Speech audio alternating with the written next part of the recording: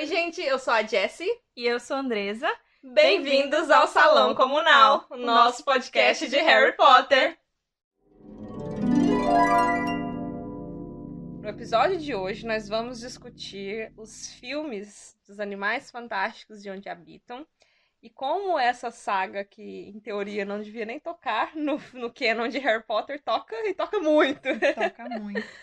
Nós vamos dividir esse episódio só para vocês entenderem como é que vai funcionar. Vai ser um pouco diferente dos episódios do podcast sobre os livros. Nós vamos basicamente dividir esse episódio em 3 blocos para ficar mais fácil de discutir. O primeiro bloco a gente vai apresentar a franquia, fazer um resumo dos filmes e fazer os nossos comentários gerais sobre os 2 filmes que já saíram até agora, que é o Animais Fantásticos de Onde Habitam e Os Crimes de Grindelwald. No segundo bloco nós vamos falar de teorias que os fãs têm, tanto sobre os Animais Fantásticos de Onde Habitam, como teorias que também tocam já o canon dos 7 livros de Harry Potter. Nós vamos discutir o que a gente acha, se é possível ou se não é. E no último bloco nós vamos fazer só um encerramento e falar quais são as nossas expectativas para a continuação da franquia. Porque até onde sabemos, terão pelo menos mais 3 filmes de Animais Fantásticos de Onde Habitam. Animais Fantásticos e Onde Habitam. Ao visitar Nova York em 1926, Newt Scamander, um bruxo corajoso e excêntrico, descobre uma trama sinistra que ameaça a comunidade bruxa. Tentamos fazer um resumo mais detalhado, que nem a gente faz dos capítulos, só que é um filme inteiro, não tem como. A gente ia passar o dia inteiro só pra fazer o resumo aqui, não ia fazer jus ao filme, então a gente decidiu pegar o resumo da própria Netflix mesmo e ler ele aqui. É isso, resumão, Sessão da Tarde, Altas Aventuras com sua maleta mágica. Mas é isso, esse é o resumo do primeiro filme. Andressa, qual foi a sua primeira impressão quando você assistiu? Você lembra quando, com quem você assistiu, aonde você assistiu o filme dos Animais Fantásticos, Onde Habitam? Não me lembro muito bem, mas eu lembro de ter sentido, assim, aquela sensação de nostalgia. Uhum. Mas foi mais quando, sabe, quando aparece a abertura da Warner, aquela coisa toda com tema, e aí ver o mundo bruxo de novo. Eu senti aquela sensação de coração aquecido, sabe? Só que passou. Acabou o filme. Acabou o filme e aí passou. Acabou a magia, né? Eu lembro de ter assistido no cinema a primeira vez, da minha cidade. Ele saiu em 2016, o primeiro filme, né? Então, eu lembro de ter assistido no cinema da minha cidade, Uberlândia, pra quem não sabe. E eu lembro de que eu tava muito ansiosa no sentido de que, se vocês já assistiram o episódio de apresentação do podcast, eu nunca acompanhei... eu acompanhei Harry Potter muito, tipo assim, do final, sabe? Eu peguei... Harry Potter já tinha lançado todos os livros. E eu peguei e tava faltando lançar só um filme. Então eu peguei muito, tipo assim, o bonde andando, com aquela sensação de que tá acabando. E eu acho que é por isso que eu mergulhei tão de cabeça, assim. Então pra mim ficou a sensação de que, assim, eu tô indo assistir um filme, eu fui na estreia e tal. Tô indo assistir um filme pela primeira vez. Um filme que eu tô, tipo, igual... Eu tô no mesmo nível dos outros fãs de Harry Potter. Ficou, tipo... Eu sempre ficava meio que me sentindo, tipo assim... Ai, fulano é fã há mais tempo, sabe? Ai, coisa da gente bobo, né? Mas eu fiquei, tipo assim... Eu tô no mesmo nível. É um negócio que eu não sei o que vai acontecer. E ninguém sabe. Então, assim, eu sou igual a todos. A sensação geral, assim, pra mim, quando eu fui assistir era essa. De que... eu sou igual a todo mundo e que eu não sei o que vai acontecer. E eu acho que até por isso eu me surpreendi muito positivamente com o filme. Eu não esperava nada, eu fui sem esperar nada mesmo. Pra mim, Harry Potter e as Relíquias da Morte Parte 2, que foi o único filme que eu assisti no cinema, tem um lugar muito especial no meu coração, justamente por isso, por eu ter assistido no cinema e ser o único que eu vi no cinema. Mas era uma decepção cinematográfica, né? Pra quem leu o livro... É super decepcionante. Então, Só que tu ainda não tinha lido, né? Não, eu tinha lido o livro, só que eu nunca tinha visto nenhum filme no cinema. Então, pra mim, fica tipo meio que... de qualquer forma é especial. De qualquer forma é especial, mas é tipo a dualidade do negócio, sabe? É especial porque foi o primeiro e o único que eu vi no cinema. E fica também, tipo, aquela sensação ruim porque eu não achei que foi uma adaptação muito boa. Então, o Animais Fantásticos... foi um negócio tipo assim, mais um filme de Harry Potter e pela primeira vez eu vou ver como todo mundo, sabe? aquele ar de, tipo, é novo, ninguém sabe. E eu me surpreendi tão positivamente. Eu gostei Com tanto. certeza, é muito bom. É muito bom. O Newt, nossa, que amor, meu Deus, eu sou muito apaixonada por aquele homem. Justamente, não tem assim, é zero defeitos mesmo. Esse é um que, tipo assim, sabe igual a gente no podcast problematiza às vezes a McGonagall, problematiza o Hagrid, não tem lugar pra problematização do Newt. Não tem. Ele é a personificação do Fada Sensata sem defeitos. Amamos Newt Scamander. Eu e minha casa serviremos a Newt Scamander. E aí o filme já começa com aquela frase: você tem algo no nariz. Ai, verdade. Nossa, eu lembro que eu fui assistir o filme sozinha a primeira vez. E eu lembro que a minha reação foi justamente agarrar o braço da poltrona, tipo assim, meu Deus, eu não tenho com quem falar, que é a mesma fala do Ron e da Hermione. Esses dois vão ficar juntos no final. É muito lindo. Foi muito, muito linda essa frase do Newt, da Tina e do Newt com o negócio no nariz, porque é tipo uma referência a Ron e Hermione. E, cara, na hora que eu vi aquilo, eu falei assim, tipo, foi a hora que eu bati o martelo, eu falei assim, essa experiência vai ser muito mais mágica do que eu achava que seria. Não é só assistir o filme junto com todo mundo, é tipo voltar pro mundo bruxo mesmo. E era exatamente isso que eu sentia, tipo, quando eu fui assistir, eu ia voltar pro mundo bruxo. E aí aparece um negócio desse, tipo, eu voltei! No geral, assim, quando eu assisti o Harry Potter e as Relíquias da Morte, eu assisti 7 vezes no cinema. Nossa Senhora. Porque a pessoa, né, louca, nunca tinha assistido nenhum dos filmes. Aí eu assisti sozinha, depois eu assisti com os meus amigos, depois eu assisti com os meus pais, depois eu assisti com a minha prima, depois eu assisti com o meu primo. E totalizou, tipo, 7 vezes. Depois que eu parei pra contar quantas vezes, aí a louca dos números, né? Eu sempre fui a louca dos números, gente. Lá veio o número 7. Lá veio o número 7. Aí eu fiquei, tipo, nossa, assisti 7 vezes, que mágico. E aí eu assisti sozinho uma vez, depois eu assisti uma vez com os meus pais. E eu lembro que quando eu assisti com os meus pais, a gente saiu do cinema, eles sempre, tipo, eles tentam apoiar, assim, as coisas que eu gosto e tal. Eles foram no cinema assistir comigo Harry Potter, foram no cinema comigo assistir Jogos Vorazes, e às vezes eles saíam do cinema e me perguntavam alguma coisa, tipo assim, por que a Katniss fez isso? Ou por que o Harry fez aquilo? Porque o filme, tipo, falta alguma coisa. Sim. E eu lembro que quando a gente saiu, assim, eles não falaram nada, e eu fiquei assim... Vocês gostaram? Aí eles falaram assim, a gente gostou muito. Eu falei, tipo, pensando que eles iam perguntar alguma coisa, e foi quando eu reparei que, tipo, não tem dúvida, porque fechadinho. Ele é fechadinho e é quase que totalmente independente de Harry Potter, por assim dizer, né?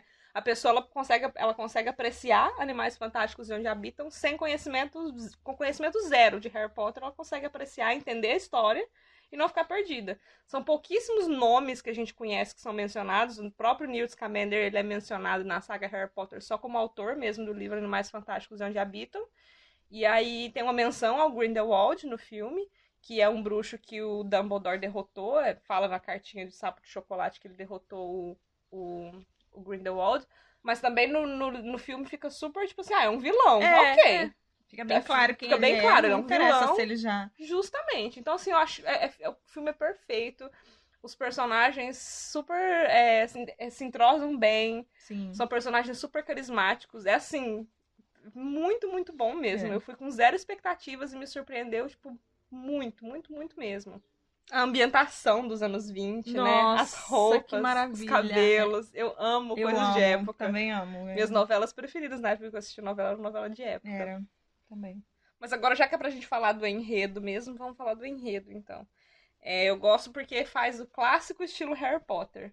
Ele passa o filme todinho te fazendo acreditar que o vilão é uma pessoa e o vilão é outra, né? Uhum. Vários closes naquela menininha cantando Musquinha da Bruxa.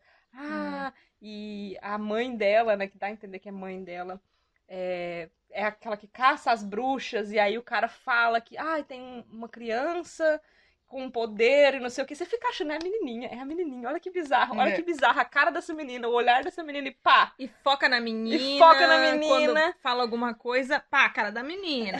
E no final não era a menina, era o Credence. E eu falei, muito Harry Potter. Surprise. Todos os livros de Harry Potter são assim, eles passam o livro todinho te falando. Foi o Snape, não, foi o Malfoy. Não, agora foi o Snape, não, agora foi o Malfoy. Foi o Karkaroff.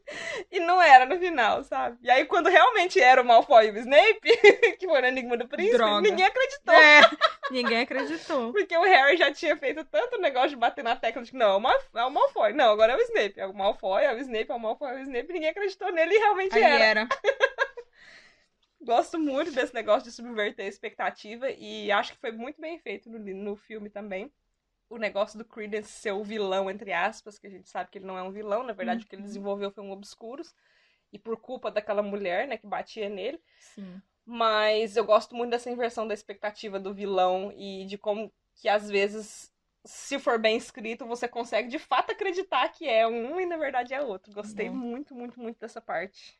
Nesse filme a gente conhece também o mundo da magia nos Estados Unidos, porque até então a gente só conhecia na Inglaterra e sabia mais ou menos de outras escolas que existia ali, mas aqui a gente conhece, assim, de fato, como o mundo bruxo nos Estados Unidos e até os termos, né, que eles usam diferente, que são os nomads, por exemplo, que é os muggles, que a gente já conhece como trouxas, e lá não são trouxas, são não mágicos. A gente descobre também que bruxos não podem se relacionar com trouxas na América. E isso é bem diferente do que acontece na Inglaterra. Na Inglaterra, eles, no Reino Unido em geral, né, eles têm, não tem lei, mas existem as famílias antigas que tipo, não é que forçavam, entre aspas, mas que incentivavam a pureza, a continuidade da pureza do sangue. Agora, nos Estados Unidos, é literalmente, tipo, contra a lei dos bruxos se relacionarem com os não-magicos, que são os trouxas. A gente vai chamar de trouxa aqui pra ficar mais fácil, né? Sim. Porque é a terminologia que a gente tá acostumado. Então, eles são proibidos de se relacionar com trouxas. E a gente reassistiu o filme antes de gravar, os filmes, antes de gravar esse episódio. E uma das falas que me chamou muita atenção, que eu não tinha parado pra pensar no peso dela, é a Queenie, quando ela encontra o Jacob a primeira vez, e a Queenie é a bruxa irmã da Tina, pra quem não tá lembrando aqui. Ela encontra o Jacob pela primeira vez e ela fala, nossa, eu nunca tinha visto um trouxa antes, tipo assim, de verdade, de perto. Você pensa, não, uma mulher adulta, ela ali, eu não tô querendo julgar, assim, pela aparência dela, tem o quê, uns 25 anos, 30 anos, e ela nunca viu um trouxa antes. Você vê o tanto que ela vivia trancada, por assim dizer, fechada naquela sociedade bruxa ali, e muito provavelmente por causa justamente dessas leis. Você não pode se relacionar com trouxas, então pra que você vai se relacionar com trouxas se você não pode, né? É bizarro, assim. E eu acho que eles fizeram isso para fazer um paralelo com a Prohibition, né? Que é a lei de proibição de consumo de álcool dos Estados Unidos, que aconteceu ali nos anos 20. Vou ficar devendo pra vocês a data exata. Mas foi por aí. Foi por aí. Foi lá pelos anos 20, eles inventaram uma lei lá nos Estados Unidos que chamava Lei Seca. Eles simplesmente proibiram de ser vendido álcool. Vender cerveja, conhaque, qualquer tipo de bebida alcoólica era proibido de ser vendido. E, obviamente, com a proibição veio a clandestinidade. Várias pessoas começaram a vender na clandestinidade. E foi daí que surgiram muitas máfias, muitas gangues. Porque para as pessoas venderem isso na clandestinidade, elas precisavam de todo um esquema, né? Então a proibição, a lei seca que existia lá nos Estados Unidos, ela foi revogada depois justamente sob esse argumento de que aumentava a violência, o fato do álcool ser proibido. E aí eu acho que eles inventaram essa história dos trouxas não poderem se casar com os bruxos, quer dizer, dos bruxos, né, não poderem se casar com os trouxas, justamente para fazer um paralelo da proibição e de mostrar que a proibição causa. Nessa época nos Estados Unidos também foi quando... Não foi nessa época, na verdade. Em 1692, tá? Nos Estados Unidos ocorreu também o famoso Tribunal das Bruxas de Salem,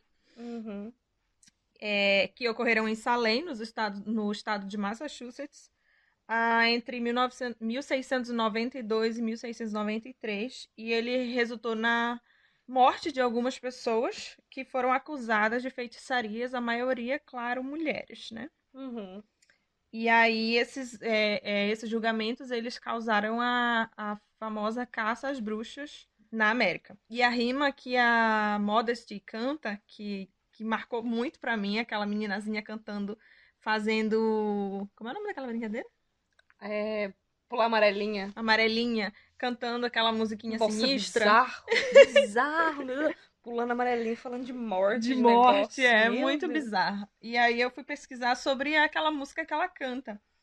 E é autoral, é do filme mesmo a música, eles que criaram, mas tem umas referências bem legais a esse momento histórico, né, de Salem. Na verdade, eles têm um nome lá que é, né? Eles são, Sociedade de Salem. eles são chamados a... Isso aqui tá fazendo Como é que é o nome da mãe da Modesty? Mary Lou Barebone. A Mary Lou, que é a mãe das crianças, né? Aí eu não sei se ela é mãe biológica da Modesty ela também, adota. mas ela adota. É. Então ela é mãe adotiva de todas as crianças lá que ela recolhe. Ela é, tipo, a presidente desse grupo chamado os Segundos Salemeiros, porque acho que não tem a tradução em português, que é os The Second Salemers, que, tipo, ela fazendo a segunda... Ela fazendo referência ao Salem, que você falou, de 1600 e não sei o quê. E 1600 Guaraná com rolha. E ela fazendo referência a isso, ela criou esses segundos salemeiros, que é tipo as pessoas, né, que estão ainda fazendo uma caça contra as bruxas. Uhum. E aí ela faz justamente uma das coisas que é bizarro de você ver no filme, mas é mais bizarro ainda você saber que isso acontece até hoje, que é de ela servir, por exemplo, sopa para as crianças pobres da cidade, e junto com a sopa ela dá um panfletinho com a propaganda dela. E aí eu falo propaganda aqui, não no sentido de publicidade mesmo, mas no sentido de propaganda, igual a gente fala de propaganda nazista, por exemplo. Ela tá fazendo a propaganda de um discurso de ódio ali, e junto com a refeição, para crianças em situação de rua. Então, assim, é bizarro, porque isso acontece até hoje. É. Se você não sabia disso, você está sabendo agora, procure saber. Tem gente que até hoje faz isso, caridade disfarçada, né? Propaganda, propaganda disfarçada de caridade, né? Você chama lá as criancinhas pra comer uma sopa de graça e tá ali doutrinando elas pra fazer coisas. E tem uma referência até bastante interessante nessa hora que ela tá servindo a sopa. Um dos menininhos chega pra ela e fala assim: isso aqui é uma marca de bruxa? Ele tem uma pinta na testa. Eu achei muito legal, porque é uma referência tipo ao Harry, né? Que o Harry tem a cicatriz na testa. E aí ele fala, tipo assim, é uma marca de bruxa? Aí ela fala, não, meu bem, não é uma marca de bruxa. Toma aqui seu folhetinho. E é só uma referenciazinha ao Harry, porque literalmente é uma marca de bruxa, no caso do bruxo, né? Mas o menininho pergunta, witch mark? Is it a witch's mark?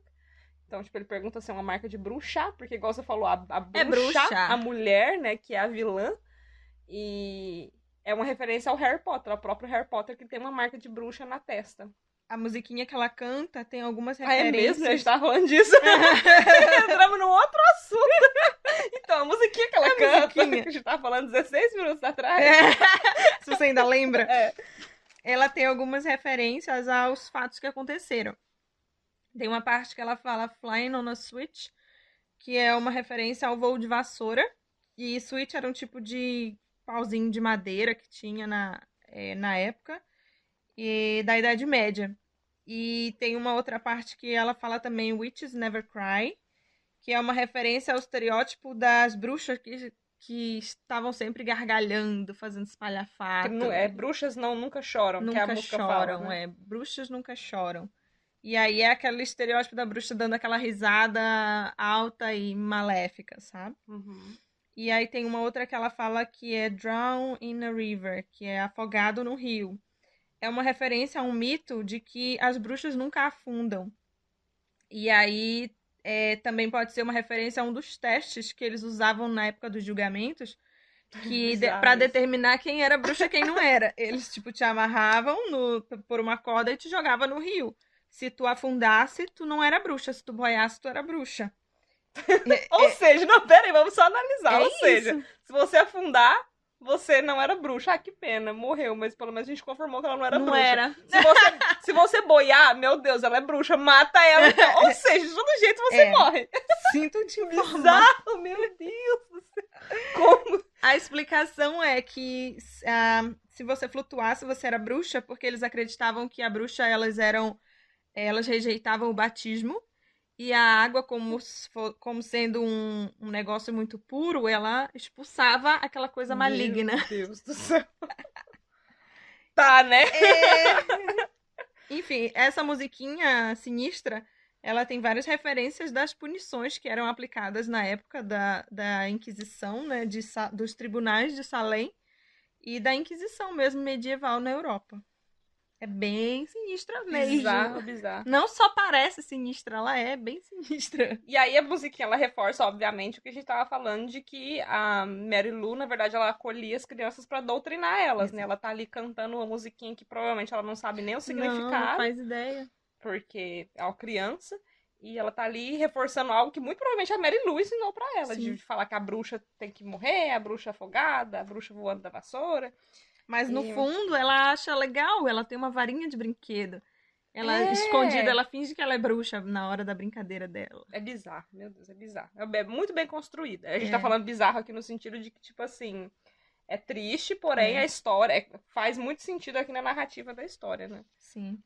Uma das poucas críticas que eu tenho, e eu acho que talvez até a única crítica que eu tenho ao Animais Fantásticos de Onde Habitam, o primeiro, é que bom, o primeiro filme de Harry Potter foi lançado foi gravado em 2000, né? E lançado acho que em 2001. E esse é de 2016. Em 16 anos a tecnologia evoluiu de uma forma assim absurda. Então, a gente tem efeitos especiais muito, muito bons. E aí o que me incomoda um pouco, assim, mas não incomoda no sentido de, ai meu Deus, eu não vou assistir. É só porque, tipo, me Sim. atrapalha a visualização é que eles fazem uns efeitos especiais muito bons, tipo a destruição, logo no começo do filme, tem a destruição de uma rua em Nova York. Sim. E eles fazem uns efeitos especiais muito bons, tipo, a rua toda destruída, explodida assim mesmo. Uhum. E fica parecendo que é um perigo muito maior do que na verdade é. Mas não é. Ai, não sei se eu vou saber explicar. Já vou entrar na segunda parte que tem referência a isso. O Grindelwald, por exemplo. Sempre foi tratado no canon de Harry Potter dos 7 livros como o Grindelwald foi um bruxo das trevas muito poderoso, mas o Voldemort era mais poderoso ainda que ele. Sim. Então, a ideia era essa, de que o Grindelwald foi muito mal, muito, muito mal e poderoso, e que o Voldemort era mais mal, no caso pior, né? Mais mal e mais poderoso Uhum. do que o Grindelwald. Só que como eles têm mais acesso a efeitos especiais, a tecnologia Agora. hoje em dia, eles colocam como se Grindelwald fosse um negócio muito mais poderoso do que o Voldemort. E aí quando você coloca, tipo, numa linha do tempo, não faz sentido o Dumbledore ter conseguido derrotar esse cara super poderoso, magnífico como o Grindelwald, e na hora de chegar o Voldemort que fez quase nada, entre aspas, ele não aguentar o tranco, sabe? Uhum. E você pode justificar que o Dumbledore derrotou o Grindelwald com, sei lá, 40 anos de idade e o derrotou, entre aspas, né, o Voldemort com cento e tantos. Mas Uhum. vocês entenderam o que eu quis dizer. É em relação aos efeitos especiais. Mas não é uma reclamação em si. É muito bom que a tecnologia tenha desenvolvido o suficiente pra gente ter uma visualização tão boa de, tipo, magia, das coisas funcionando magicamente. É só que eu acho que eles exploram tanto isso que, pra mim, quando eu coloco em perspectiva, parece que Harry Potter foi uma coisa boba e que Animais Fantásticos foi um perigo muito maior do que na verdade era. Mas não chega a ser Inclusive, até hoje o pessoal fica discutindo, quem é o maior vilão, Voldemort ou Grindelwald? sempre foi o Voldemort. Sempre foi. Não tem que discutir. O povo só discute por causa Por disso, causa disso, dos exatamente. efeitos. E aí é uma outra discussão também, até que eu tava vendo esses dias um post no Instagram, não lembro em qual página, é uma página de Harry Potter que eu sigo lá com o Salão Comunal, e eu tô sempre interagindo, né, nos posts. E aí tava falando que, por que ninguém nunca fez nada pra parar o Voldemort dos outros países? E a verdade é que mesmo... Cada um com seus problemas. Vocês que lutam! Vocês A Alemanha olhando a Inglaterra sendo destruída pelo Voldemort. Aí aquele meme do filme Bird Box com a Sandra Bullock com o negócio do olho, assim, ó. Vocês que lute. A França, já mandei a flor pra vocês. Vocês que lute. Essa agora. Adorei. Mas é uma crítica que as pessoas têm. De, tipo, por que tipo, ninguém fez nada dos outros países?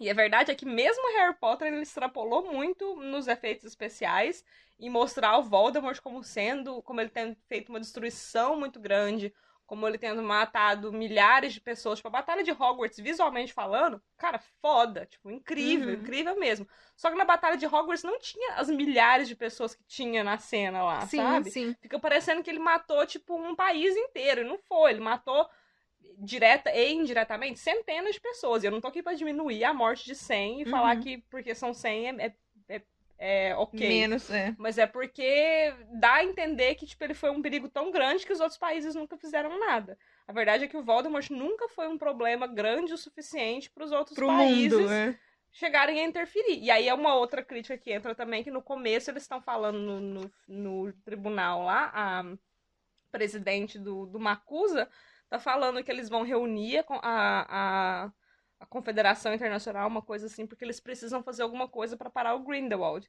E aí foi onde, é uma coisa que eu bato o olho e eu falo, cara, não faz sentido eles falarem isso, porque se eles não fizeram isso nem pro Voldemort, menos ainda pro Grindelwald. O Grindelwald, a questão dele sempre foi de querer reunir as 3 relíquias da morte. Nunca foi uma coisa de matar pessoas e tal. Eles estão fazendo isso agora No filme. nos filmes, sabe? Nos livros não tinha nada disso. Mas enfim, querem fazer? Ok, só que fica muito sem sentido quando você coloca em perspectiva. Esse era o Voldemort, na verdade. Fica muito sem sentido quando você coloca em perspectiva com a história de Harry Potter. E o Obscuros. Então, o Obscuros, me surgiu essa dúvida aqui agora. O Obscuros é um animal? Não agora, mas quando eu tava fazendo o roteiro, eu escrevi aqui pra perguntar pra você. Porque o Newt, ele tem um guardado dentro da mala. Mas eu acho que não é um animal. A história do Obscuros que tá com o Newt é que ele separou o Obscuros de uma menininha sudanesa e ele guardou o Obscuros lá na mala dele. E quando ele é apresentado lá no MACUSA, que é o Congresso Mágico dos Estados Unidos, pra destruição que aconteceu naquele discurso lá do senador lá, ele fala assim, a presidente pergunta, qual dos seus animais fez isso, né? Which one of your creatures did this? Aí ele fala assim, no creature did this. Tipo assim, criatura nenhuma faria isso. Ou seja, tipo assim, não é bem uma criatura. Não é bem um bicho. Engraçado que agora tu me perguntou, eu ia dizer, não é um animal, é um ser, é uma criatura. Aí se ele fala que não é uma criatura também... ele fala, no creature did this. Tipo assim, criatura nenhuma faria isso. É tipo um espírito, eu acho. E aí, assim, só pra... A gente tá fazendo esse... Não, tipo assim, a gente tá fazendo esse episódio aqui partindo do pressuposto que você que tá ouvindo assistiu Animais Fantásticos. Por favor. Se você não tiver assistido... Tem que assistir primeiro, tá na Netflix. E tá ouvindo... Não tá na Netflix do Brasil, eu acho. Não tem no Brasil, desculpa, meninas. Gente. Mas também não tem câmera secreta aqui pra gente. Então, acho que estamos kits. Tudo bem, Estamos kits. Enfim, só assim, se você não assistiu Animais Fantásticos Onde Habitam e ouviu já meia hora de podcast aqui, eu te aconselho a dar um pause, assistir, que eu acho que a discussão vai ser muito mais rica. Mas... Até perdi o que eu tava falando. Uma criatura, ele fala que não... o que é o Obscuros? O Obscuros é um bruxo que foi forçado a guardar sua magia dentro de si, que foi envergonhado por ser bruxo, assim, você não deve ser um bruxo, você não pode, não sei o quê. E ele desenvolve esse Obscuros como uma forma de lutar contra essa opressão. E aí faz sentido num cenário que você pensa de caça às bruxas, por exemplo. A gente tem, né, hoje em dia na história documentária da humanidade, que na Idade Média houve essa caça às bruxas, e que, na verdade, bom... Desculpa falar isso pra vocês, mas bruxas não existem. A caça às bruxas, na verdade, foi só tipo, uma desculpa da Igreja Católica pra matar mulheres. Mas, se você for entrar no quesito Harry Potter, as bruxas existem, né? E essa caça às bruxas existiu. Então faz sentido que os bruxos tenham desenvolvido, se você parar pra pensar até em evolução, enfim. Eles desenvolveram uma forma de lutar de volta, né? De rebater essa opressão que eles sofreram. E aí é nesse cenário que surgem Obscuros. Pausa só pra dizer que bruxos, no sentido que a igreja dizia, não existiam, né? É verdade. Porque bruxos existem. Ai, meu Deus. Tá bom. Não do jeito que eles queriam. Que eles diziam e fazendo as coisas maléficas que eles achavam que faziam, mas... Ok, temos aqui 2 pessoas com opiniões divergentes gravando um podcast. Tipo, eu não acredito em bruxas, mas que elas existem. Que elas existem. Hoje deve ter uma fazendo um creme de babosa pra colocar no cabelo. Justamente, o que eu quis dizer. Vocês entenderam o que eu quis dizer. Tá certo. Só um adendo. E aí é isso. Depois a gente descobre que a criança que desenvolveu o Obscuros é o Credence. E aí temos depois de muito acreditar que era a Modesty, né? Durante o filme são inseridas coisinhas que vão fomentando uma discussão que a gente vai chegar depois no segundo bloco desse episódio, que é a discussão das teorias. Mas tem um momento que o Newt fala uma coisa pra Tina. Ele fala que não existe na história documentada um Obscuros que tenha sobrevivido dentro de uma pessoa com mais de 10 anos de idade. O que reforça ali, a gente tá assistindo Animais Fantásticos, então é a Modesty. Que ela parece... Claro, porque ela tem 10 anos. Ela parece 10 aninhos, tá aparecendo. E aí, de repente, pá, tem o Credence. Então, ok. Tamanho homem. É um homem feito. A gente julga ali pela idade do Ezra Miller, pela aparência dele, uns 20 anos de idade. Não, lá ele deve ter uns 16. Na história, sabe que tem uns 16? Eu julgo ali uns 20 anos de idade. Depois, acho que se a gente fizer as contas lá das teorias lá, parece que ele vai ter entre 18 e 20 anos de idade. Ah, tá.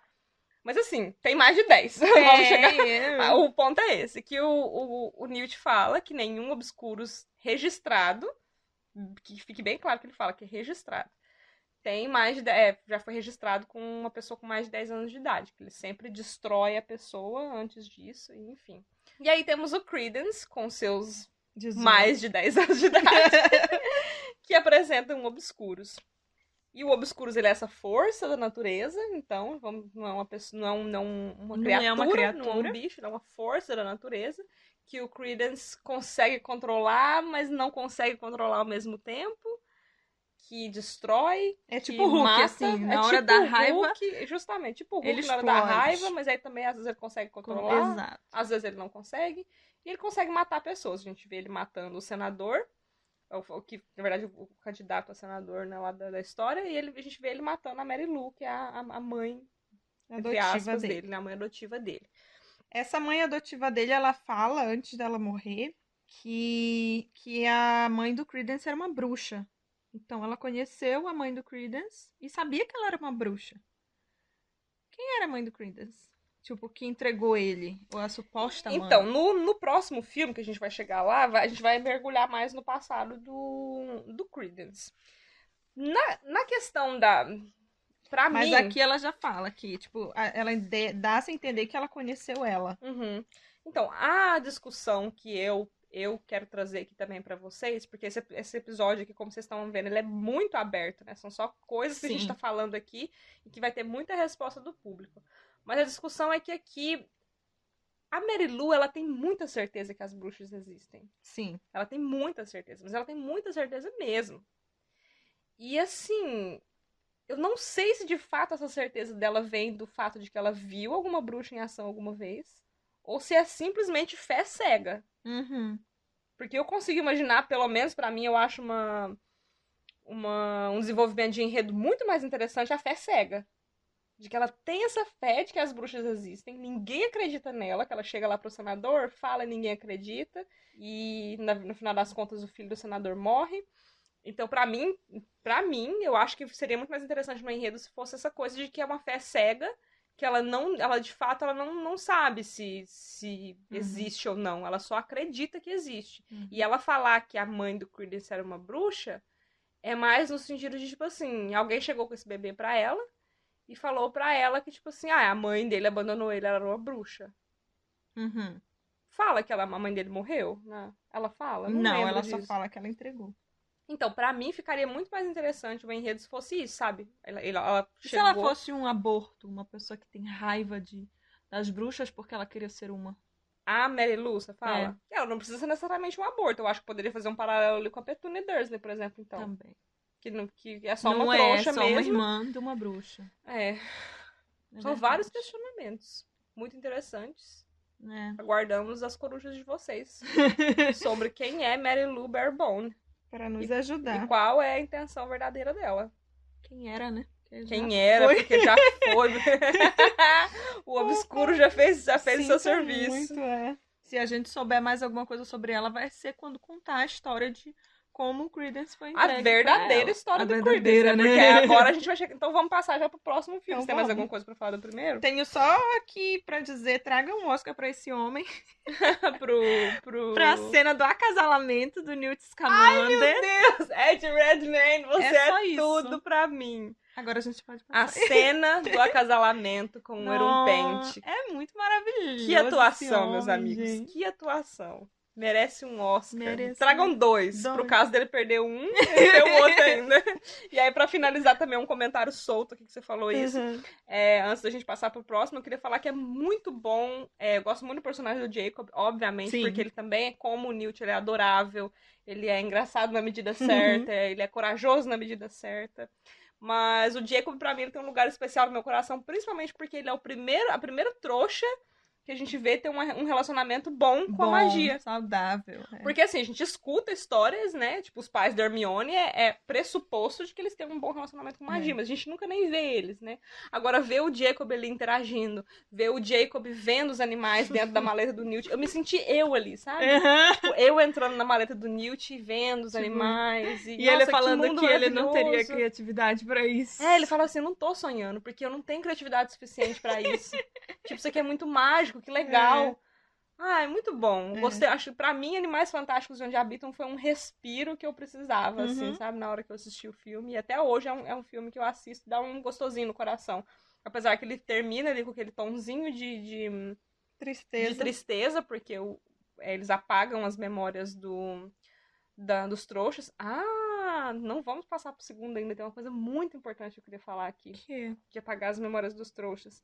Que é uma questão que eu queria falar mais pra frente no podcast, quando a gente for tratar disso, mas que já entra aqui também, que é a questão do feitiço Obliviate e do fato de você conseguir mudar as memórias de uma pessoa. E de que muita gente age como se, por exemplo, as maldições imperdoáveis fossem os feitiços mais poderosos que tem. E aí já entra numa outra discussão também que a gente já teve, que é a questão de associar artes das trevas com poder. Sim. Mas pra mim, o feitiço Obliviate é o mais poderoso que tem. Já parou pra pensar que você consegue alterar as memórias de uma pessoa de forma a ela não lembrar de algo muito importante que aconteceu na vida dela? E qualquer um pode fazer. Qualquer um pode fazer. E de forma a... Bom, igual você falou no último episódio, também tem coisas que não é qualquer um. Às vezes só um bruxo muito poderoso consegue Pronto, fazer. agora vai ter todo episódio eu vou mencionar isso. Mas assim, é porque a gente vê casos desastrosos em que feitiços de memória deram errado. Opa, querida. Câmara secreta, estamos olhando pra você. Já chegamos aí. Gilderoy Lockhart. Espera a gente. Espera nós. Mas... Por exemplo, no Relíquias da Morte, a gente vê a Hermione alterar as memórias dos pais dela. Nossa, de forma fortíssimo. de forma que os pais dela não lembram quem ela é. E que eles acreditam que a ambição da vida deles é, tipo, se mudar pra Austrália e viver lá pra sempre. E isso é muito poderoso. Eu sei, antes que alguém fale, né? Eu sei que no filme não é usado o feitiço Obliviate em si. Ele usa como é que chama? Tipo, o veneno do bichinho lá. Ele joga na chuva e as pessoas perdem só as suas memórias ruins. O que também a gente já pode levar toda uma discussão. Menina! Porque nós somos o resultado das nossas memórias boas, das nossas memórias ruins. Se você tira as memórias ruins de uma pessoa, você tira parte de quem a pessoa é. É uma discussão filosófica mesmo de quem você é. Se você é só as suas memórias, se você é o aprendizado das suas experiências. E na vibe de eu sempre estar indicando essas coisas aqui. Você já ouviu falar da teoria dos 5 minutos, mana? Não. Tem um cara, deixa eu achar o nome dele aqui. Bertrand Russell, que ele escreveu um livro que chama The Analysis of the Mind, que é a análise da mente. E ele, nesse livro, ele discorre sobre uma das coisas que ele discorre sobre é de que não é completamente impossível que o mundo, do jeito que ele existe agora, ele foi criado há 5 minutos. Quê? E de que tudo que você tem na sua cabeça são memórias pré-carregadas. Não tem como você provar que essa teoria não existe. Que tudo foi criado há 5 minutos atrás. E só fizeram upload. E fizeram só um upload na sua cabeça de todas as suas memórias. Coragem. É um negócio que, tipo assim, me tira o sono às vezes quando eu penso sobre... Será que eu estou... Será que eu estou de fato aqui ou que eu cheguei aqui 5 minutos só atrás? É que nem aquele filme do... pronto, aqui, eu achei uma indicação pro podcast de hoje. Gente, eu tenho as indicações. Eu vou indicar o filme do Inception, que é A Origem. Eu ainda não assisti. Você nunca assistiu A Origem? Ai, tô com medo, me ajudem. Mana! Sério? É sério, eu já assisti uns pedacinhos soltos só, mas nunca... Meu Deus! Gente, a gente vai encerrar o podcast aqui agora. Eu vou colocar a Andressa pra assistir A Origem. Meu Deus do céu, eu tô mais chocada do que com a informação do mundo criado há 5 minutos. E eu tenho muito aqueles sonhos, todo mundo fala, Inception, Inception. Sabe aquele sonho que tu acorda e tu tá em outro sonho, aí tu acorda e tu tá em outro... Nossa, eu tenho isso todo dia. Meu Deus. E eu não sei nem qual é a referência, porque eu não... Pois você vai saber hoje, porque você vai assistir o Inception. Mas aqui, a minha indicação do podcast de hoje é pra o Inception, que é pra Andressa, inclusive. Que é bom, não vou dar spoiler aqui, mas ela já entendeu mais ou menos que é isso, um sonho dentro de um sonho.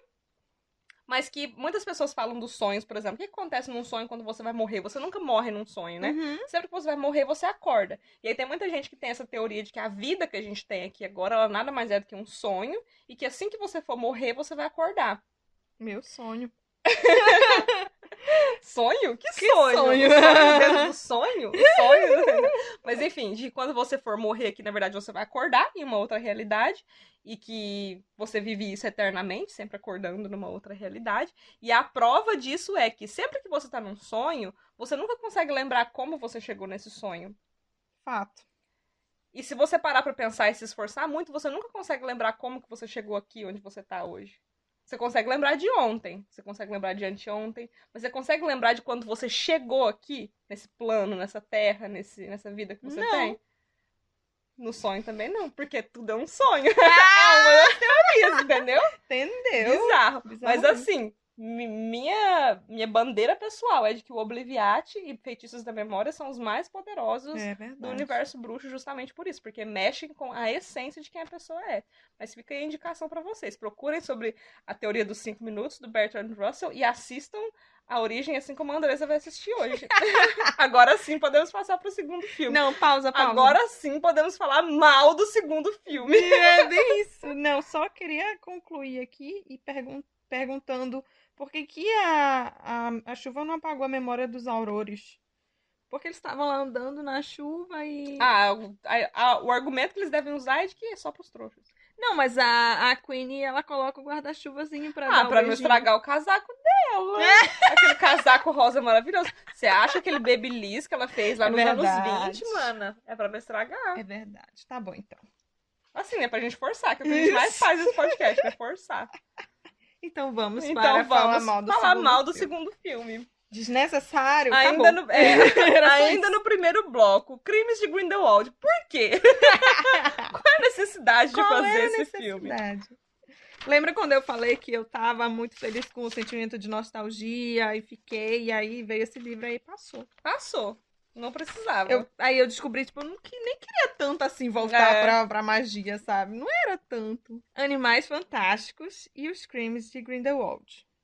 Enquanto o Bruxo das Trevas Grindelwald ganha terreno, Dumbledore recruta Newt Scamander para localizar um adolescente cuja aflição misteriosa talvez vire a maré. Quê? Vira a maré?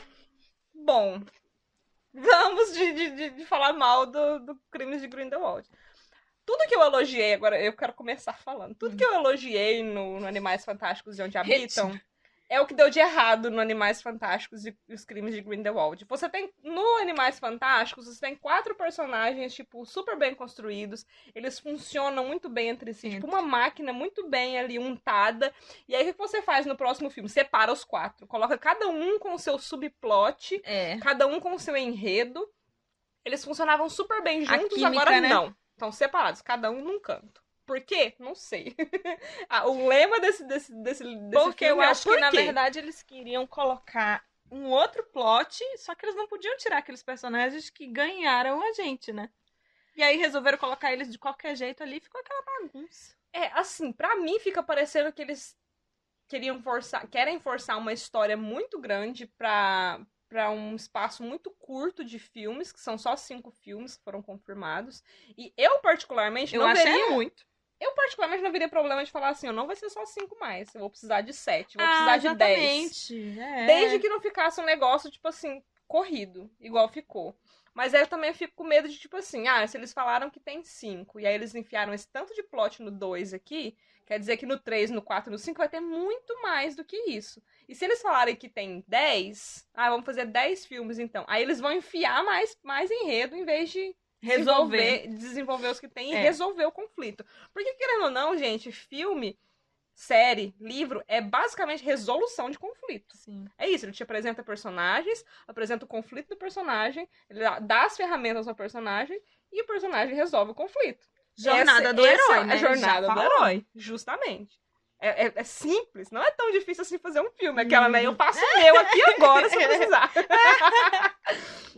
Mas aí eles enfiaram, tipo, muitos subenredos no segundo filme. O Dumbledore, que foi só mencionado numa frase muito pequena no Animais Fantásticos, que é O que faz um homem como Dumbledore confiar em você, Newt Scamander? É só isso que tem no primeiro filme. No segundo filme, ele vira o que a gente conhece ele, que é o mestre das marionetes, né? Ele começa já ali a empurrar o Newt, ele fala pro Newt que o Newt tem que achar o Credence e que tem que juntar o Credence com a Lita Lestrange, porque o Credence, na verdade, é o irmão perdido da Lita. Olha a novela Maria do Bairro. Ele é o irmão perdido da Lita. E ele é um obscuro. Se ele descobrir que ele é um irmão, vai parar o obscuro dele. Se ele fizer amizade com a irmã dele, vai parar o Obscuros. Sabe, tipo, olha que bizarro, olha que trama Maria do Bairro.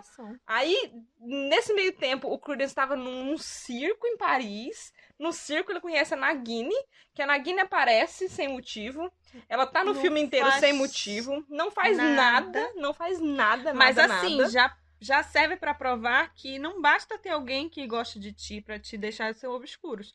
Porque aparentemente a Nagini gosta muito do Credence. Eles são amigos. E ele continua obscuro. Ou seja, o Dumbledore ou tava errado ou tava mentindo. Eu acho que ele não tava errado. Mentiroso. Começou de cedo, né, meu filho? Cedo. E aí é isso. O Dumbledore quer usar o Newt pro Newt se aproximar do Credence, pra aproximar o Credence da Lita, pra Lita espantar o obscuro do Credence. O Grindelwald quer o Credence pro Credence derrotar o Dumbledore. Porque eles querem lutar um com o outro, mas aí a gente descobre que os dois fizeram um pacto de sangue, que os dois não podem lutar um com o outro. E aí eu acho que é o Grindelwald que fala que só o Credence pode matar o Dumbledore. Por quê?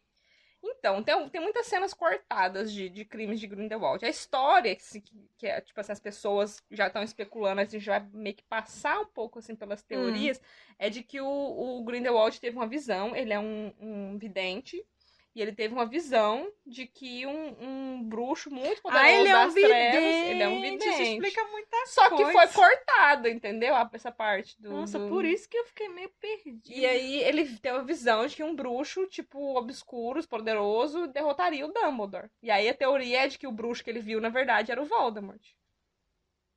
Mas enfim, ou o Snape. Não vamos... Não, por que eu vi o Snape? Aquele que matou o Dumbledore. Mas ele não matou o Dumbledore. O Dumbledore pediu pra ele matar. Ai, meu Deus, que discussão! Mas ainda estamos no primeiro bloco, que não passamos ainda pras teorias. Espera aí. Vamos só continuar criticando o roteiro do filme aqui mesmo. Foca muito também no pacto deles, né? Fica mostrando aquele pingentezinho. E assim, aí eles colocam muita coisa que pra mim ali são... Eu odeio esse termo, mas pra mim não tem outra explicação no seu fanservice. Que é tipo coisas só pra, tipo, pros fãs enlouquecerem e acharem muito legal. Tipo a aparição do espelho de Ojezed. O espelho de Ojezed aparece e aí o Dumbledore vê ele fazendo o pacto com o Grindelwald e depois ele vê o pingente com o pacto dentro. Não faz sentido nenhum. Não faz sentido nenhum, porque não é assim que o espelho funciona. O espelho, você vê o que você mais quer na sua vida. O que ele mais queria na vida era refazer o pacto com o Grindelwald. Tipo, sabe, foi um fanservice desnecessário colocar o espelho ali nessa situação, sabe? Se ele queria falar do Dumbledore lembrando do pacto, cara, usa uma penseira. Fazer outra coisa. É um objeto que os fãs de Harry Potter adorariam ver, tenho certeza, e que faria muito mais sentido narrativamente que ele colocasse as memórias da penseira e revisse. Que é algo que a gente já sabe que o Dumbledore faz. Que é ficar revendo as memórias. Dele todo dia. Sabe, pra quê? Mas eu acho que o que ele queria mesmo, na hora que aparece lá no espelho, é ele tocando a mão do Grindelwald.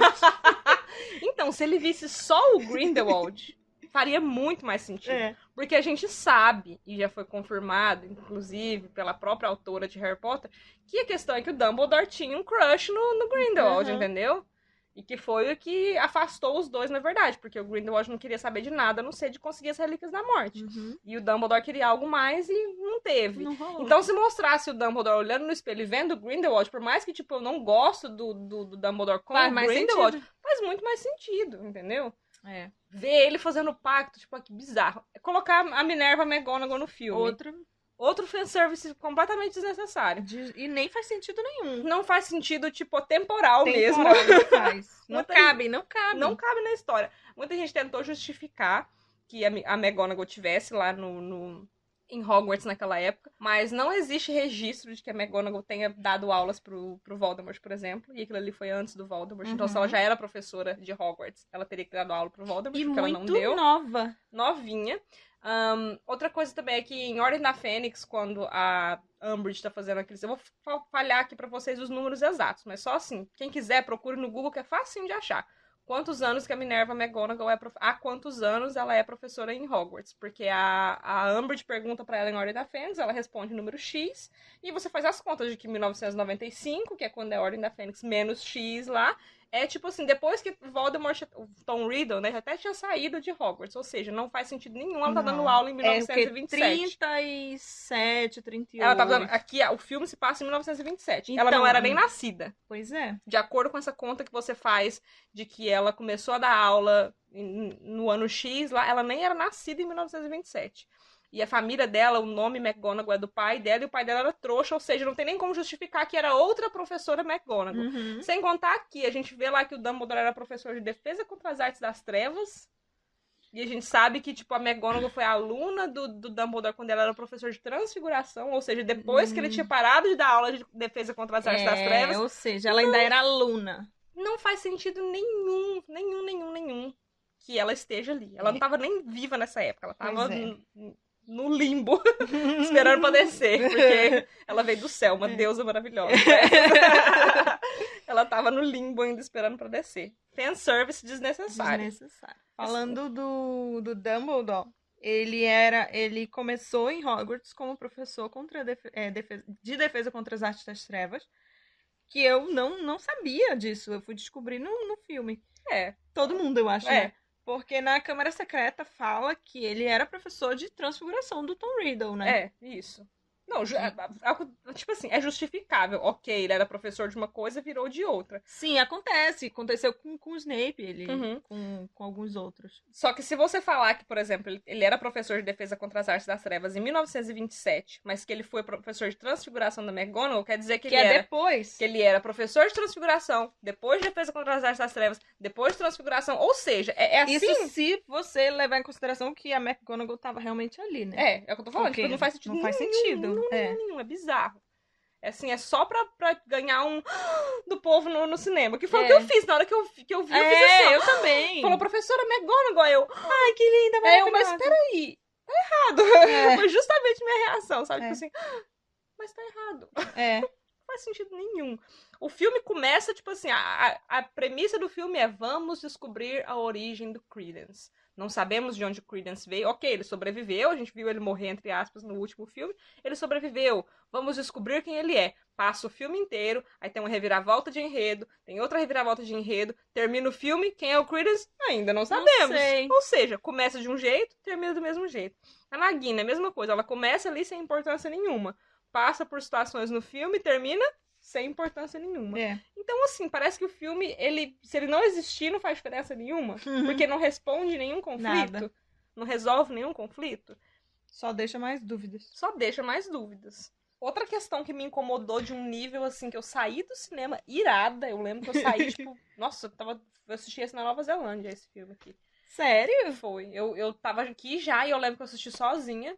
Nessa época a gente não era amigas ainda. Eu não me lembro dele. Ele saiu quando a gente tava aqui já. Foi em 2018, ele saiu tipo um mês depois que eu cheguei aqui na Nova Zelândia. E eu lembro que eu fui pro cinema toda, tipo assim, me gabando, porque aqui a gente tá 15 horas à frente, então o filme sai um dia antes do que sai pra qualquer pessoa no mundo. E eu tava toda me gabando, eu tinha até feito uns stories, tipo assim, eu vou ver o filme primeiro que todo mundo, eu vou ver o Johnny Depp passar vergonha primeiro que todo mundo, brinquei, né? E eu lembro que eu saí do cinema, eu falei, tipo, gravando stories e falando, tipo, que bosta que eu odiei, que filme horrível, não sei o quê. E uma das coisas que me deixou irada foi a questão dos meio-elfos. Aqui é a Jéssica do Futuro, que tá editando o podcast. Andresa e eu decidimos que a gente vai colocar um aviso de gatilho a partir de agora no episódio. Nesse momento aqui a gente vai discutir uma coisa bem por cima, mas que toca no assunto de abuso sexual. E se esse assunto for gatilho pra você, a gente tá te dando um aviso aqui pra você parar de ouvir agora. E na descrição do episódio, na plataforma onde você estiver assistindo, vai ter o minuto exato onde a gente termina essa discussão, que você pode passar pra frente. E pra te ajudar também, caso você esteja longe do seu celular ou do dispositivo que você tá ouvindo esse podcast, podcast, a gente vai dar também um espaço aqui de 10 segundos para você chegar no seu dispositivo, parar e olhar lá na descrição quando que a gente volta a discutir qualquer coisa não relacionada a isso, tá?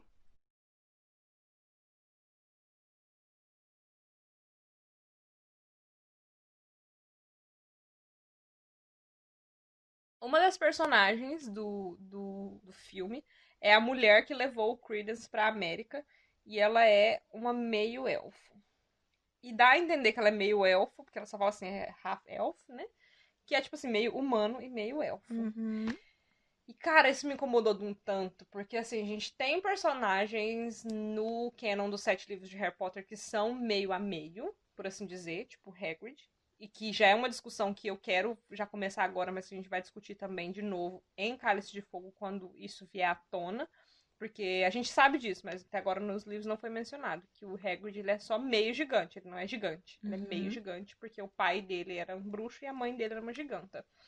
A questão dos elfos, que a gente também ainda não viu em Harry Potter, mas a gente vai ver em Câmara Secreta, é que eles são basicamente esses seres que servem os bruxos e que eles têm que obedecer. Eu tô tentando narrar isso aqui de uma forma que não fique, tipo, muito que dê gatilho pra ninguém, mas se você tem algum gatilho com questão de consentimento e tal, abuso, eu acho que aqui é uma hora de você dar um pause e voltar daqui a alguns minutos.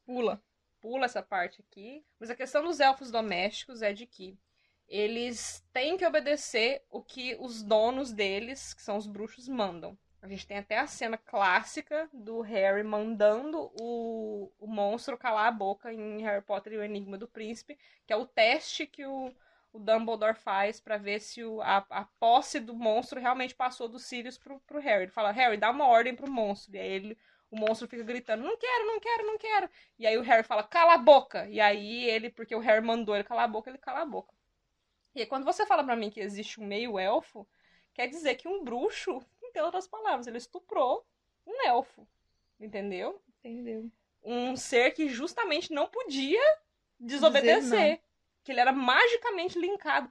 Cara, como que você coloca isso num filme, numa cena que é pra ser, tipo, tocante e emocionante, igual eles fizeram a cena, tipo, ai, eu que te levei pra América, você era um bebê tão bonitinho, não sei o quê. Tipo, como que irresponsabilidade é essa, sabe? E joga isso lá e, tipo, tá, não fala mais, tipo, não endereça a situação, fica por isso mesmo. Aí ela morre e nada acontece, feijoada. Tipo, muito bizarro, me incomodou, assim, de um nível, assim, sem... Que até hoje, só de pensar nisso, me ferve o sangue de pensar. Bizarro, não tinha necessidade de colocarem, não, sabe, podia ser uma pessoa, uma trouxa ou uma mulher bruxa, não tinha por que ser uma meio-elfo. E eles inseriram isso, negócio de meio-elfo, sabe? Tipo, que bizarro, cara, que bizarro mesmo, assim. E aí, eu queria só comentar que foi uma das coisas que, tipo, cimentou a minha opinião sobre esse último filme, que eu fiquei, tipo, indignada e que pra mim estragou toda a experiência do filme. O filme tem algumas cenas ou outras que são, tipo, muito bonitinhas, que eu gosto muito. O relacionamento do Newt com a Tina, que floresce, aquela cena bonitinha dele falando dos olhos dela de salamandra, que bonitinho. Mas sabe, parece que uma coisinha estragou a experiência toda? Tipo, cara, estragou, sabe? E eu acho que ninguém fala disso, eu não vejo ninguém falando disso, ninguém problematizando isso. E, meu Deus, eu tô doida, sabe? Eu tô doida de problematizar um negócio desse. Porque, enfim... Não, eu acho que ninguém percebeu, na verdade. Sério, gente, coloca... Nossa, pensem, porque é muito bizarro você pensar nisso. A gente vê os elfos, tipo, se batendo quando eles não... Quando eles fazem alguma coisa que eles não deveriam fazer. E você pensa, tipo, um bruxo mandando uma elfa fazer alguma coisa, sabe? Tipo, que ela não pode... Ai, sei lá, não quero nem ficar pensando. Mas, enfim, pra quem não reparou nisso, agora tá reparado. E aí, a partir de agora, eu vou deixar só essa fala minha aqui bem marcada pra eu saber aonde que eu vou colocar a minutagem na descrição do episódio pra quem quiser pular. É o fato do Flamel, de novo, é mais uma coisa ali que não faz sentido nenhum do filme. Por que que o Flamel foi pro cemitério? Porque falaram, você tem que ir, né? Tipo, como se dependesse dele a salvação do mundo bruxo. E aí ele chega lá e ele só faz um feitiço que qualquer um podia ter feito. E aí eu não entendi muito bem o que houve. Muito provavelmente nos próximos filmes eles vão trazer o Flamel de novo. Se eles não trouxerem, aí também já é outra coisa que cimenta, que tipo, enterra esse filme pra mim. Que é, mostra o Flamel, mostra a Pedra Filosofal. E isso, literalmente só mostra mesmo a pedra. Só mostra bem assim, aquela coisa maravilhosa. Ele abre ela é a fera dentro ele abre um cofre pra tirar um livro de lá de dentro. Dentro do cofre também tá a pedra. Nem é mencionado, ninguém fala nada sobre a pedra. E esse velho esquelético aparece lá e, mais uma vez, nada acontece, feijoada, ele tem que ir, mas por que ele tinha que ir? Por quê? Enfim, aí um monte de gente morre no final, pelo que eu entendi, a Lita morreu no final também, a Lita Lestrange. E a gente fica sem entender, porque a gente nem sabia que essa personagem Lita Lestrange existia até sair Animais Fantásticos e Onde Habitam, que no finalzinho o Newt ele tem uma foto da Lita e ele conversa com a Queenie sobre. Mas dos personagens Lestrange que a gente conhece, pra quem tá um pouco perdido também, a gente conhece a mais famosa, é a Bellatrix Lestrange. E ela é Lestrange por casamento, não por nascimento. Ela é nascida da família Black. E ela casou com o Rodolfo ou com o Rabastan? Não sei. Um dos dois. Um dos dois irmãos Lestrange. E se a Lita tiver morrido, até onde a gente sabe, a Lita é a última pessoa dos Lestrange, porque o Credence não é o Corvus Lestrange. Sim. E aí, da onde que vem o Rabastan e o Rodolfo, sabe? Ai, meu Deus. É uma confusão sem fim esse filme. E aí agora a gente vai entrar nas teorias. Vamos passar então pro segundo bloco, que é o bloco das teorias. E a gente vai passar pela... Tem muitas, mas é muitas teorias mesmo. A gente teve que fazer tipo um limpa, uma peneira antes. A gente quer falar das teorias só que fazem sentido pro canon dos 7 livros de Harry Potter, que é justamente o porquê a gente fez esse episódio separado. A gente sabe que tem gente que não aceita Animais Fantásticos e Onde Habitam como canon, e ok. Então essas pessoas não vão nem assistir esse episódio. Mas se você aceita Animais Fantásticos e Onde Habitam como canon, que eu também estou começando a duvidar da minha posição nisso, acho que talvez não queira mais, tem algumas discussões, principalmente a respeito do personagem do Dumbledore, que são pertinentes e que a gente vai passar por elas aqui agora. E no final do filme, do Crimes de Grindelwald, a gente descobre, na verdade, Grindelwald conta pro Credence, que o Credence, na verdade, ele é o Aurelius Dumbledore. E que ele é um irmão perdido do Alvo Dumbledore e que o Alvo Dumbledore quer derrotar ele. Então, pelo menos uma das pessoas conseguiu o que queria. O Grindelwald queria atiçar o Credence contra o Dumbledore e ele conseguiu. Se isso é verdade ou não, vamos discutir agora no segundo bloco com as nossas teorias.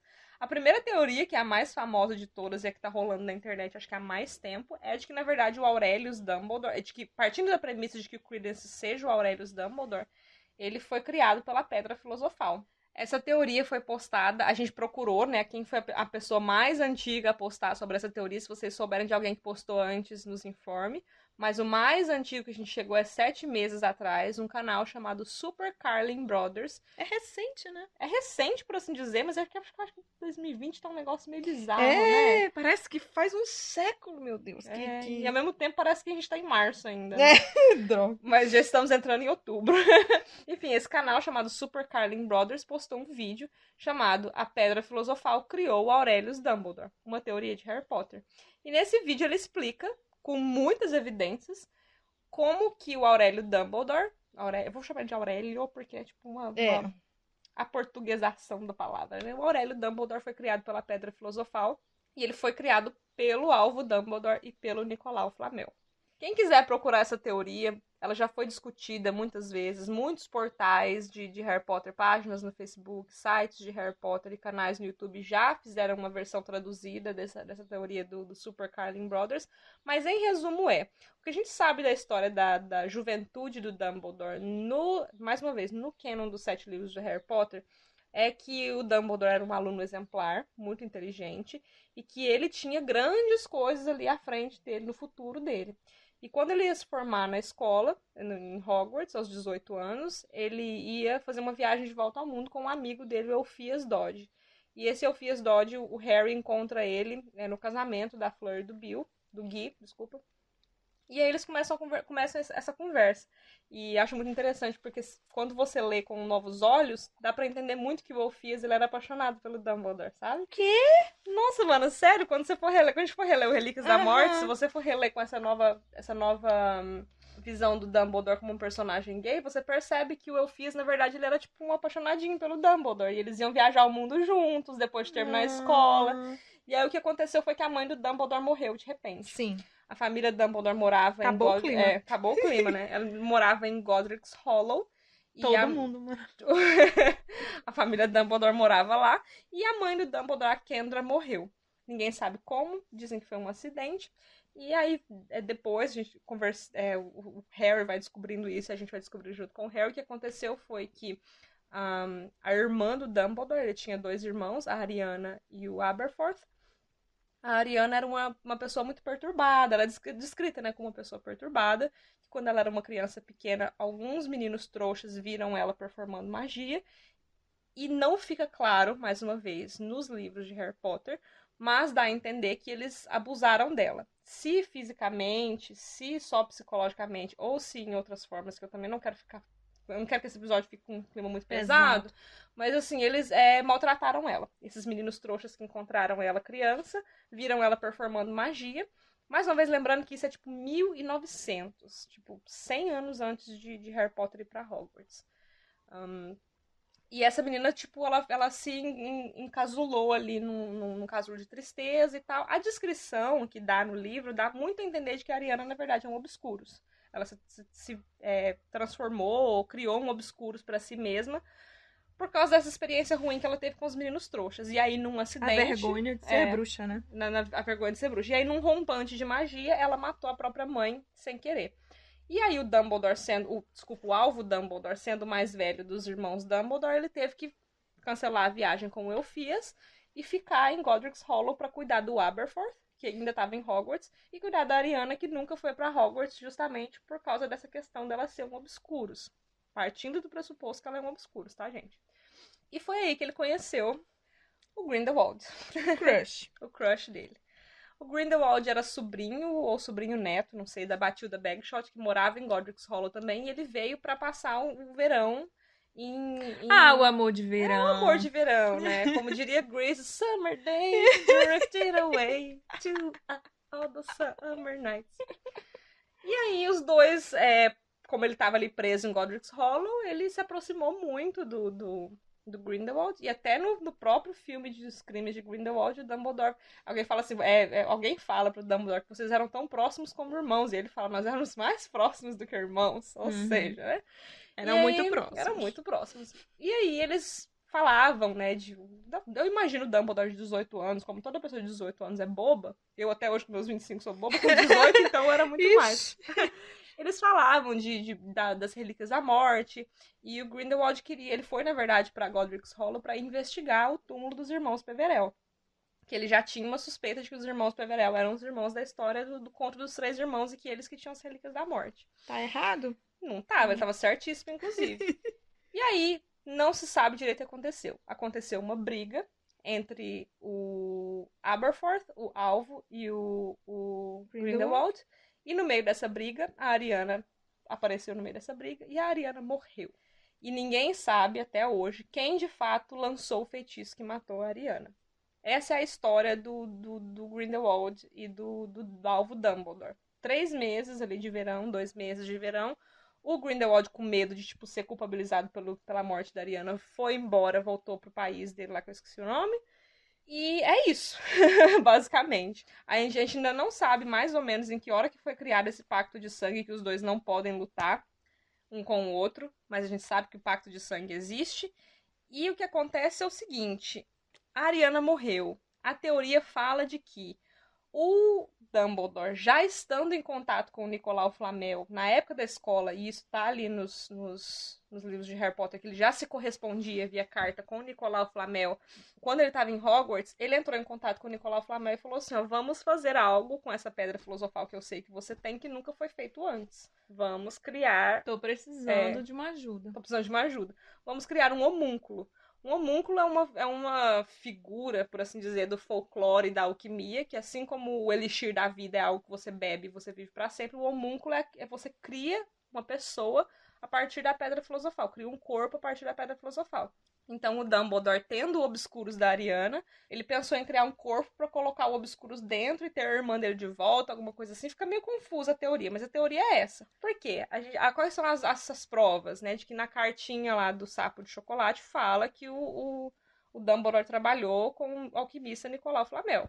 O Nicolau Flamel tem 600 anos de idade. Quando ele criou a Pedra Filosofal. Quando ele criou a Pedra Filosofal a primeira vez, né? Lá em centenas de anos atrás, porque ele tava bebendo o Elixir da vida esse tempo todo aí.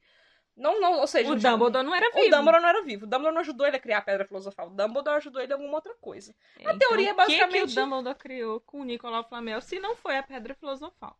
A teoria é basicamente essa, de que o que eles criaram foi uma pessoinha. E aí essa pessoinha que foi criada, na verdade, era um menino, e era o menino Credence. E com medo de ter a magia, feito essa magia que ninguém tinha feito antes, e que ela fosse descoberta, eles mandaram o bebê pra América. Porque ao invés de criar, de reviver a Ariana, eles criaram uma nova pessoa. E não tem como ele chegar dizendo assim, esse aqui é meu novo irmão. Do nada, tipo, olha aqui meu bebê. Não pode. Então eles resolveram mandar esse bebê pra América. E aí é onde entra a história do Corvus Lestrange, que a gente sabe que a Lita trocou os bebês. O Dumbledore nunca se... no navio que afundou. O Dumbledore nunca se preocupou em ir atrás do Credence, porque ele achava que o Credence, que era o Aurelius, né, ele tinha morrido no acidente de navio, quando o navio naufragou. E aí depois a gente descobre que, na verdade, não, que a Lita trocou os bebês quando ela era criança, por um motivo bem infantil mesmo, mas uma criança. Ela fez isso e o Credence sobreviveu, /Aurelius, né, e o Aurélio tá vivo, então. O Dumbledore não sabe disso ainda, da forma que o filme termina. Ninguém sabe como que o Grindelwald descobriu isso, também não sei. Mas o Aurelius está vivo e ele é o Credence. Essa é basicamente a teoria. Pausa. Então a pessoa que entregou o Credence no orfanato foi a meio-elfa? Não sei. Não lembro se fala que foi ela ou não. Porque ela que tava com o bebê. Eu sei que ela fala que ela foi mandada pra América com o bebê.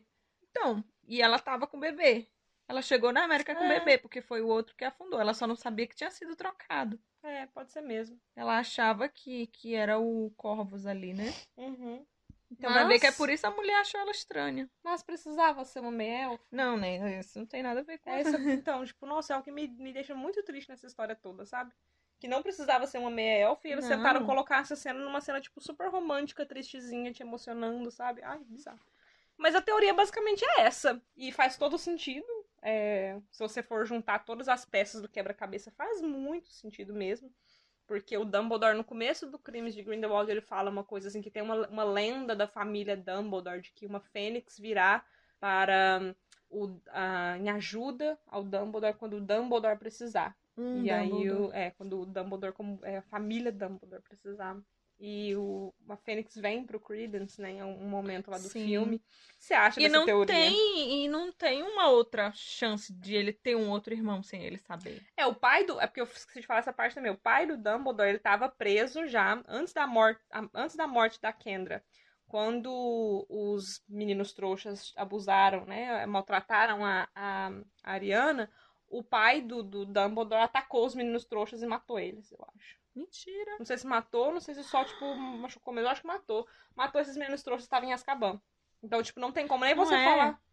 Não tem como você falar, tipo assim, o pai do Dumbledore teve um caso com uma outra mulher e aí... Veio. Sabe? Tipo, não teve. Porque não faz sentido. Isso foi... fala do nome deles. O nome é Aurélio. É a parte mais legal da teoria. É que o nome Ariana, né, ele significa prata. E o nome Aurélio significa ouro.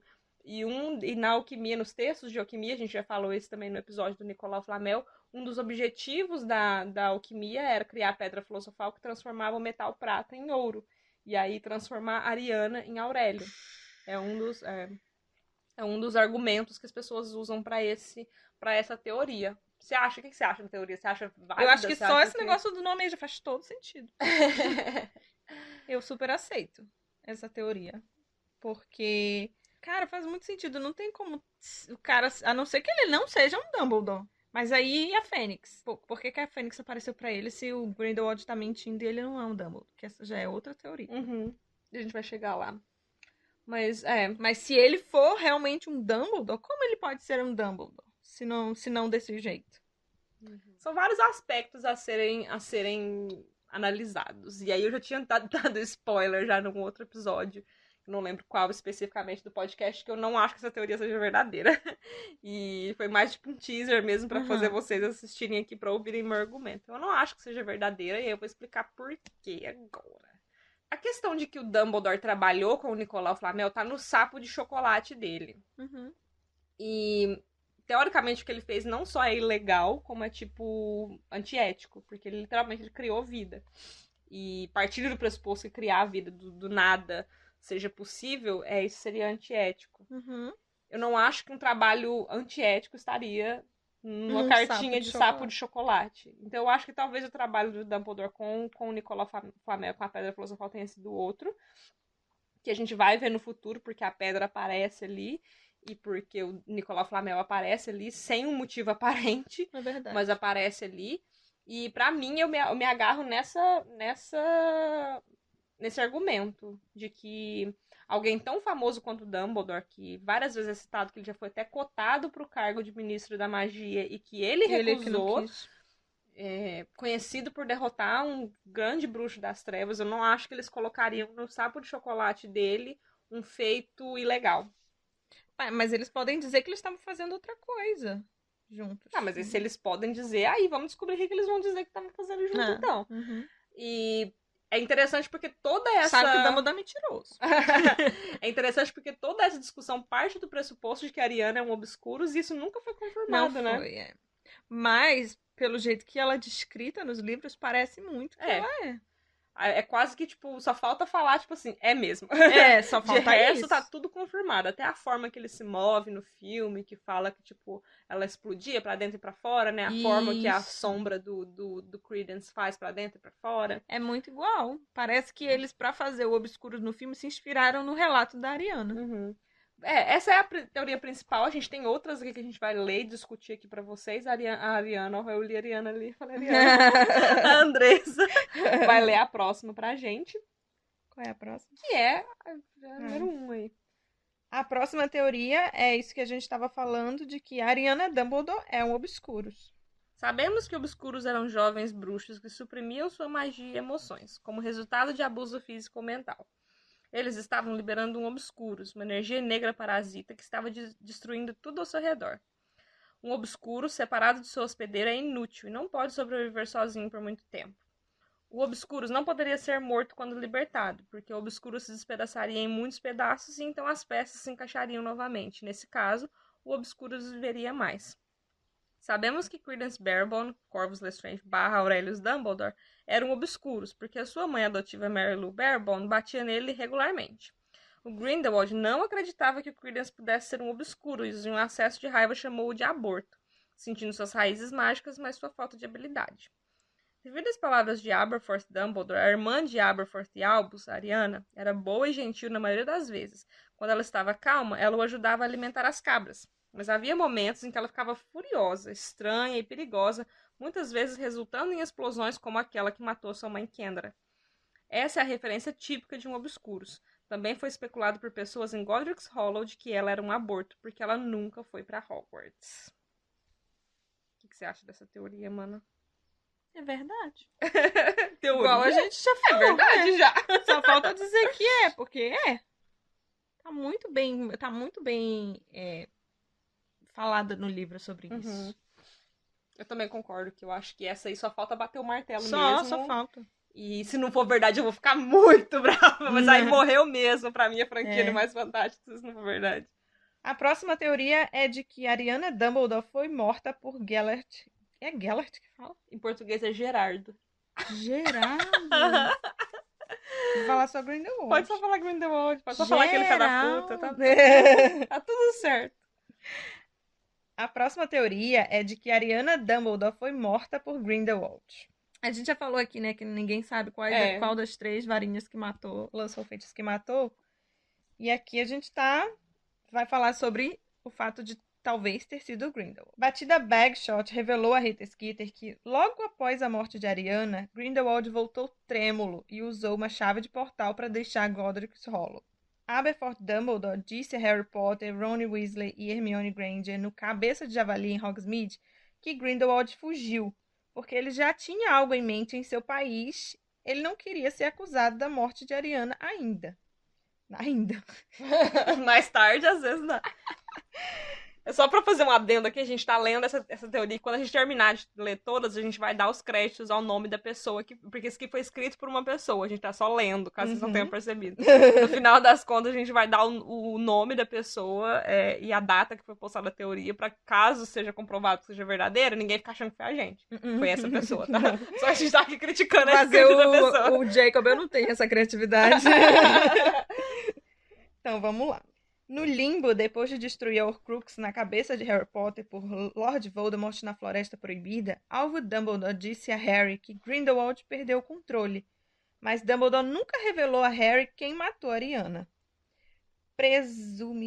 Presumivelmente, durante a luta entre Aberforth, Albus e Grindelwald, ela tentou libertar o Obscuros e interrompeu o duelo entre os 3 bruxos, onde Grindelwald lançou a Maldição da Morte. No entanto, Aberforth nunca se culpou pela morte de Ariana, ao contrário de Alvo. Suspeito que no 5º filme, durante o duelo entre Alvo e Grindelwald, em 1945, Grindelwald tentará mentir para Alvo que Alvo matou Ariana e que ela foi a primeira pessoa a morrer pelo bem maior, entre aspas. A autora uma vez revelou que ela achava que tinha deixado claro quem matou Ariana. Quando já... Minha opinião sobre essa teoria eu já tinha falado, acho que em outro episódio do podcast, mas pra ficar registrado aqui também, eu não quero que seja revelado quem matou a Ariana. Porque eu acho que a tragédia da história é você nunca saber quem foi que matou. É verdade. O Alvo Dumbledore se culpa em vários níveis pela morte da Ariana. O Aberforth nunca se culpou, porque justamente ele sempre foi a pessoa que, pelo jeito que ele fala, né? Ele criticava a amizade do Alvo com o Grindelwald. E a morte da Ariana foi só, tipo assim, a prova de que, tipo assim, tá vendo? Eu te falei que esse cara, tipo, não prestava. Você foi fazer amizade com ele, a lei que virou, nossa irmã tá morta. E tanto que, aparentemente, os dois não têm um relacionamento de irmãos, não tinham um relacionamento de irmãos muito bom. Sim. O Alvo e o Aberforth. Então, eu não descarto a possibilidade de que tenha sido o Grindelwald que tenha matado a Ariana, mas eu também não descarto a possibilidade de que tenha sido o próprio Alvo, tentando impedir o Grindelwald de matar a Ariana. Aquela coisa bem Hollywood mesmo, sabe? Tipo, ele joga o feitiço pro Grindelwald e a Ariana tropeça, sei lá, ou se joga na frente, alguma coisa assim.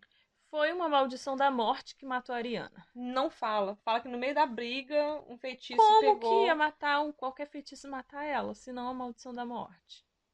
Ué, mano, você pode, tipo, sei lá, fazer o feitiço da perna presa, aí a pessoa cai, bate a cabeça numa pedra e morre. Tipo, o que dá a entender... eu acho que eles evitam de falar do uso da maldição da morte justamente porque é algo que é passível de cadeia. Apesar que, porque matar uma pessoa de outro jeito... Porque se for uma maldição da morte, por que o Alvo tava lançando uma maldição da morte, sabe? Uhum.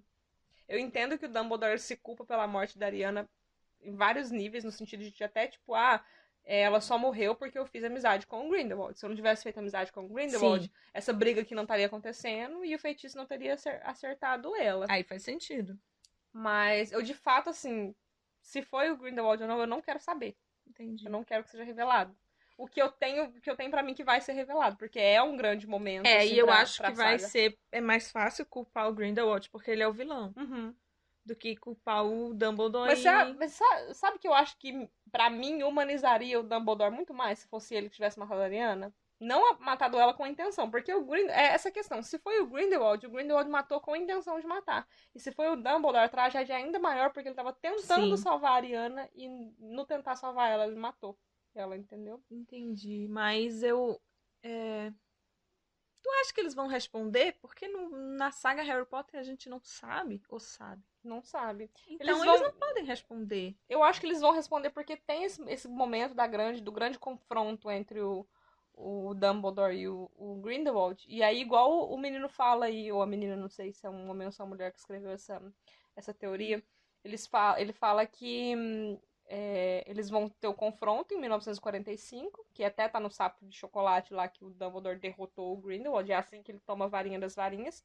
E nesse confronto, eu acho que vai ter um confronto verbal mesmo, que ele vai falar, tipo, você matou a sua irmã e quer me chamar de vilão. Ele não sabe. O Dumbledore não sabe. Eu imagino, mano, não é que ele não sabe, é que não é falado. Ah, entendi. Entendeu? Não é que ele não sabe, é que não é falado. Faz sentido. Então, pra mim... Porque a culpa a gente sabe que ele tem. Sim. Mas a gente não sabe se ele tem com razão ou sem razão. Entendi.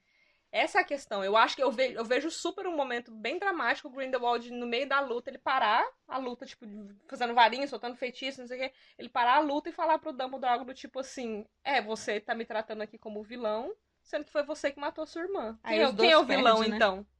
E aí os dois perde a partem batalha. Verdade. Nenhum nem outro ganha. Verdade. O Dumbledore ganha, mas ele perde. Mas ele perde. Então eu acho que E pra aí mim faz sentido ele viver uma vida de culpa. Sim.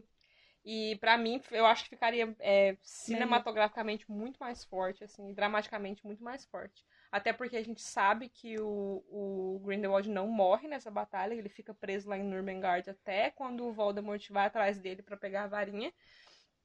E quando o Harry conta pro Dumbledore no limbo que o Grindelwald tentou impedir, tipo assim, tentou atrasar o Voldemort de pegar a varinha, tentou, entre aspas, proteger o Dumbledore fica emocionado. Tipo assim, cara, não cento e tantos, mas, tipo assim, 80 anos se passaram e, tipo assim, sabe, ele ainda tinha esse sentimento super forte em relação ao Grindelwald. Que se você parar pra pensar, foi uma coisa de 2, 3 meses. Pois é, muito intenso. É muito intenso, muito forte. Aí volta de novo no cerne de, tipo, Harry Potter, que é amor. Sabe? E a tragédia pra mim do Dumbledore em relação ao Grindelwald, que eu fico super triste e eu não gosto, é que o que me faz parecer é que o Dumbledore gostava muito do Grindelwald e o Grindelwald cagava pro Dumbledore. Nem tipo, aí, Tô nem aí. Muito triste isso. É. Próxima teoria. Credence não é Aurelius Dumbledore. Essa é uma mentira de Grindelwald. No final de Animais Fantásticos, o Crimes de Grindelwald, Grindelwald revelou a Credence Barebone que supostamente era Corvus Lestrange, que na verdade ele era Aurelius Dumbledore. Sabemos que bruxos de sangue puro suspeitaram que Credence deveria ser o filho de Corvus IV, o Corvus V, e meio-irmão de Lita Lestrange. Corvus, em latim, significa corvo. Pra gente que fala português parece bobo, mas eu traduzi isso aqui do inglês, tá, gente? Durante os flashbacks de Lita, em 1927, vemos que Newt Scamander, em 1910, está cuidando de um filhote de corvo. Quando Grindelwald está reunindo seus seguidores em Paris para ir ao mausoléu de Lestrange no cemitério de Père Lachaise, ele manda uma cortina preta com o sinal do corvo. E o corvo é o emblema da família Lestrange. Também vimos que Credence está cuidando de um pássaro em Paris. Provavelmente todas as pessoas pensaram que seria um corvo. Mas, em Nurmengard, na Áustria, Grindelwald revelou ao Credence que não era um corvo, mas uma fênix, e que em sua família há uma lenda de que a fênix voará para um de seus membros quando eles estiverem em extrema necessidade ou angústia. E ele também revelou que seu irmão Alvo quer destruí-lo. Ele lhe deu uma varinha e um nome, Aurelius Dumbledore. Isso é uma mentira.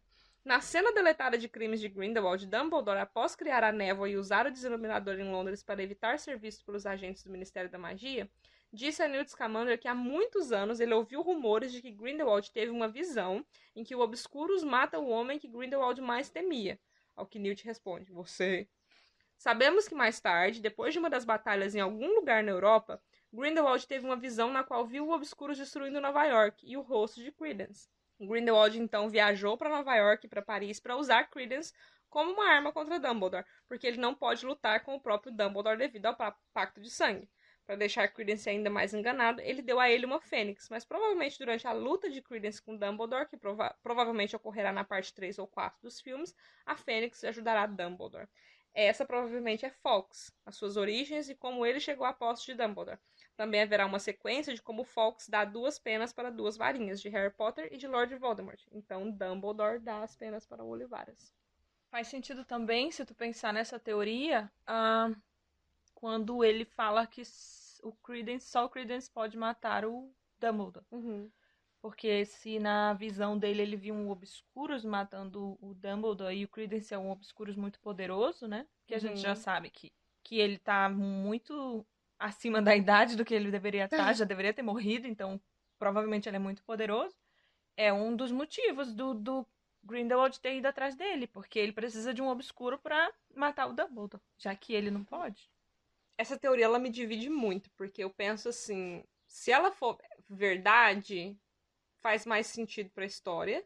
Mas a outra... Mas se ela for verdade, ela só corrobora que o filme de Crimes de Grindelwald não serviu pra nada. Porque é uma mentira, entendeu? Todo o filme. O filme inteiro é uma mentira. Então, assim, ao mesmo tempo que eu acho que super encaixa, que super tá dentro do personagem do Grindelwald mentir pra conseguir o que quer, e que aí a gente pode até, tipo, se for mentira, tipo, então não tem Pedra Filosofal, não tem Obscuros da Ariana, não tem nada. E era tudo uma mentira, que explica bem. Mas aí mostra que, caraca, era mais uma mentira, era mais um filme que foi feito inteirinho, só pra no final falar, então, Que não era verdade. E aí, assim, se for verdade, tipo, a única cena importante do filme foi deletada? Que é essa aí que ele falou? Muito bem notado, inclusive. Não faz sentido. Não faz sentido. Mas enfim, esse filme não faz sentido, né? Próxima teoria é de que Nagini se transformará em serpente permanentemente quando Credence morrer. Por quê? Tá lendo a teoria agora. Em Circos Arcanos, Credence se tornou amigo de Nagini, o Maledictus. Sabemos que o Maledictus é um bruxo, que tem uma maldição de sangue e tem a capacidade de se transformar em animal quando quiser, como o Animago. Mas o Animago adquire essas habilidades e o Maledictus a possui desde o nascimento. E com o tempo, o Maledictus se transforma nesse animal de forma permanente, possivelmente como efeito de algum evento traumático. Uma pausa só para falar que eu vi algo sobre assim, qual a diferença entre o Maledictus e o lobisomem? Porque os dois são maldições, né? Uhum. Mas Mordida, eu acho né? que o lobisomem também ele não fica, né, para sempre depois de um tempo. Ele Como transforma só lobisomem. na lua cheia e ele tem que ser mordido, né? E ele tem que ser mordido. Mas assim, eu digo assim, o Maledictus ele depois vira Permanentemente. Aí ele não E consegue destransformar de volta. E o lobisomem ele transforma na lua cheia. Não tem controle também. Ele não tem controle, mas aí, tipo assim, ele destransforma, né? Ele volta pra versão humana. É verdade. Tá, voltando aqui. Provavelmente chegará o momento em que Credence lutará com Dumbledore. Opção 1. Dumbledore contará a Credence a verdade sobre quem ele é e Credence não é Aurelius e nem seu irmão. Credence vai atacar Grindelwald e morrer como resultado. A opção 2, Credence não vai acreditar nas palavras de Dumbledore e Dumbledore será forçado a matá-lo com a ajuda da Fênix. Pesada. Grindelwald dirá que esta é outra pessoa que Dumbledore sacrifica pelo bem maior. Mais pesado. Né? Em ambos os casos, Nagini descobre que se não fosse pela guerra de Dumbledore e Grindelwald, Credence estaria vivo. Como resultado, ela se transforma permanentemente em uma cobra e jura vingança ao se juntar a Lord Voldemort no futuro. Não sei não. Eu quero saber... Acho bem fantasiosa. Eu quero saber pra quê que a Nagini apareceu. Não. Me deu um propósito. Sabe, assim, não tem propósito nenhum até agora. Me deu um tem propósito. Que ter, né? Tem que ter um propósito. Aí coloca essa teoria só pra ver. Se você falar pra mim que isso aqui é o propósito dela, beleza. Não precisava ter aparecido agora em Credence Também não. Né? Ou talvez precisava pra falar que ela Porque criou... eles foram separados. Ela criou um vínculo com o Credence. Tá, então aí você deu um propósito pra ela. Mas por enquanto ela não tem propósito nenhum. Se essa teoria não for verdadeira, ela apareceu pra nada. E eu acho engraçado quando termina a batalha, vai todo mundo lá falar com o Dumbledore, e a Nagini vai junto. Ela nem conhece ele, sabe? Aí ela tá lá nos portões de Hogwarts com um grupo, sabe? No final do filme. Eu fico assim, que isso? Você nem tinha que estar aqui, linda. Querida. Assim, o que tá fazendo aqui? O negócio da Nagini ser uma mulher, pra mim, também foi um negócio que, nossa, me irritou muito, muito, muito quando a gente foi anunciado, né, que ela seria... Mas eu não sei porque eu tenho a impressão de que eu já sabia que ela era. Eu não sei se foi alguma teoria que eu li. Mano, a única coisa que o povo usa pra, tipo, argumentar que, nossa, de fato ela era uma mulher o tempo todo e a autora só escolheu nunca contar pra gente, é que em Cálice de Fogo, quando o Voldemort tá naquele formato bebê, aberração dele lá, ele menciona que ele pediu pro Rabicho ordenhar a Nagini. Sim. Só que eu sempre entendi esse ordenhar como ordenhar o veneno, justamente. Sim. A Andressa está aqui fazendo sinal aqui nas presas dela. Ordenhar. Própria cobra. A própria cobra. Veneno. É porque vocês estão aqui ouvindo o podcast, vocês não estão vendo aqui, né? Eu e a Andressa conversando. Eu sempre entendi esse ordenhar como certeza, isso. eu também. Como ordenhar o veneno. Ele acha que é tirar as tetas. Não tem cobra, não tem teta. As pessoas argumentaram que ela tem. Quê? E que esse ordenhar na Nagini era prova de que, na verdade, ela era uma Maledictus o tempo todo, sabe? Que não foi um negócio que a autora inventou agora. Não. Preguiça eterna, né? Não existe. Então, assim... A Nagini se transformar em cobra permanentemente vai acontecer. porque a Sim, gente sabe que que sabe depois que ela ela é. virou uma cobra. Que isso seja ativado por causa da morte do Credence pode parecer plausível também. E, de novo, essa teoria toca num negócio aqui que vocês estão percebendo que eu quero muito ver esse outro lado do Dumbledore. Eu quero ver o lado do Dumbledore tendo que confrontar ele mesmo, tendo que se confrontar na sua, sabe? Não sei. Não tem palavra. É tipo, se confrontar nessa questão do bem maior, sabe? Ah, sei. Que ele, por acidente, mate alguém inocente. Ética. Ou que ele escolha sacrificar alguém inocente aqui, sabe? Sei. A gente já viu isso em Harry Potter, mas a gente nunca viu o Dumbledore com muita profundidade em Harry Potter. Então eu acho que aqui agora em Animais Fantásticos é a hora de ver ele, assim. E eu gostaria muito, porque eu acho que pra mim humanizaria ele muito mais. E eu tenho muitas ressalvas com o Dumbledore. E eu acho que pra mim isso, além de humanizar ele muito mais, faria com que eu me sentisse muito mais empática pela luta que ele faz contra o Voldemort e a forma tão fácil, por assim dizer, com que ele sacrifica o Harry pro Voldemort. Sim.